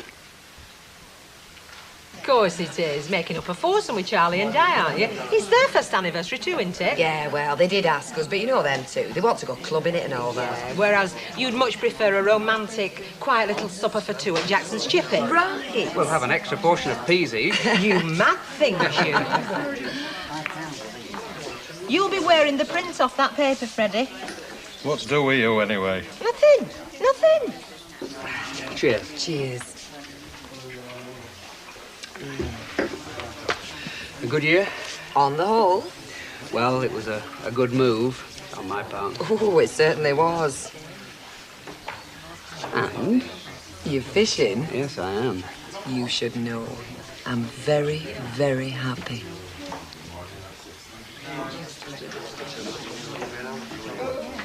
Find the Barlows fascinating, do you, Bet? Oh, I was just thinking, Mrs. Walker, how the cookie crumbles very nicely, thank you for some, while mine's always as hard as a brick. Oh, well, they've had their problems. Talking about problems, has Fred done a handstand today? Well, he's not in a very good mood, Mrs. Walker. I think he must have had another bad day on the horses. And he's making that an excuse for not pulling his weight, I suppose. We'll see about that. Fred, Yes, Mr. Walker. everybody says that betting is a mug's game, don't they? Yeah? And yet you still persist in it, Yeah? which makes you a mug. What is more, it makes me a mug for employing a mug. But I'm not a mug, Fred. Think about it. I'd kiss the GG's goodbye for a bit if I was you, mate. I can't, can I? Why not? I've got to win some money off the bookie in order to pay him back. Now, that is insane. Well, what you suggest I do? Get some off Mrs. Walker or something? Or you? Yeah.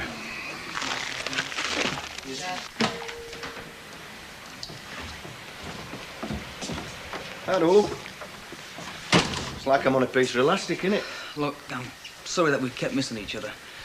Hell, it happens, doesn't it, when one at parties keeps dodging behind a bush? Look, I'm sorry I've been messing you about. It's an habit of yours, ain't it, lately, being sorry? I've got Gail to think about. She didn't want me to go. Oh, it's down to Gail now, is it? You were raring to go back to Qatar. Well, not exactly, no. You signed to go back, Brian. I know. Which is like giving your word to me. I've changed my mind. Look, why don't you two just sit down and talk about this calmly? There's no to talk about, love. I'm not going back, Ron. That's final. Look, you'll be at corner of Nelson Street and Albert Street tomorrow at 12:30. And don't go swanning off to no job centre. In fact, don't even go and have your hair cut. Just be there. I mean it. What's he on about? Search me. Why the corner of Albert Street and Nelson Street? It's just derelict property round there. You're not going, Brian, are you? Don't go. I might. Just out of curiosity.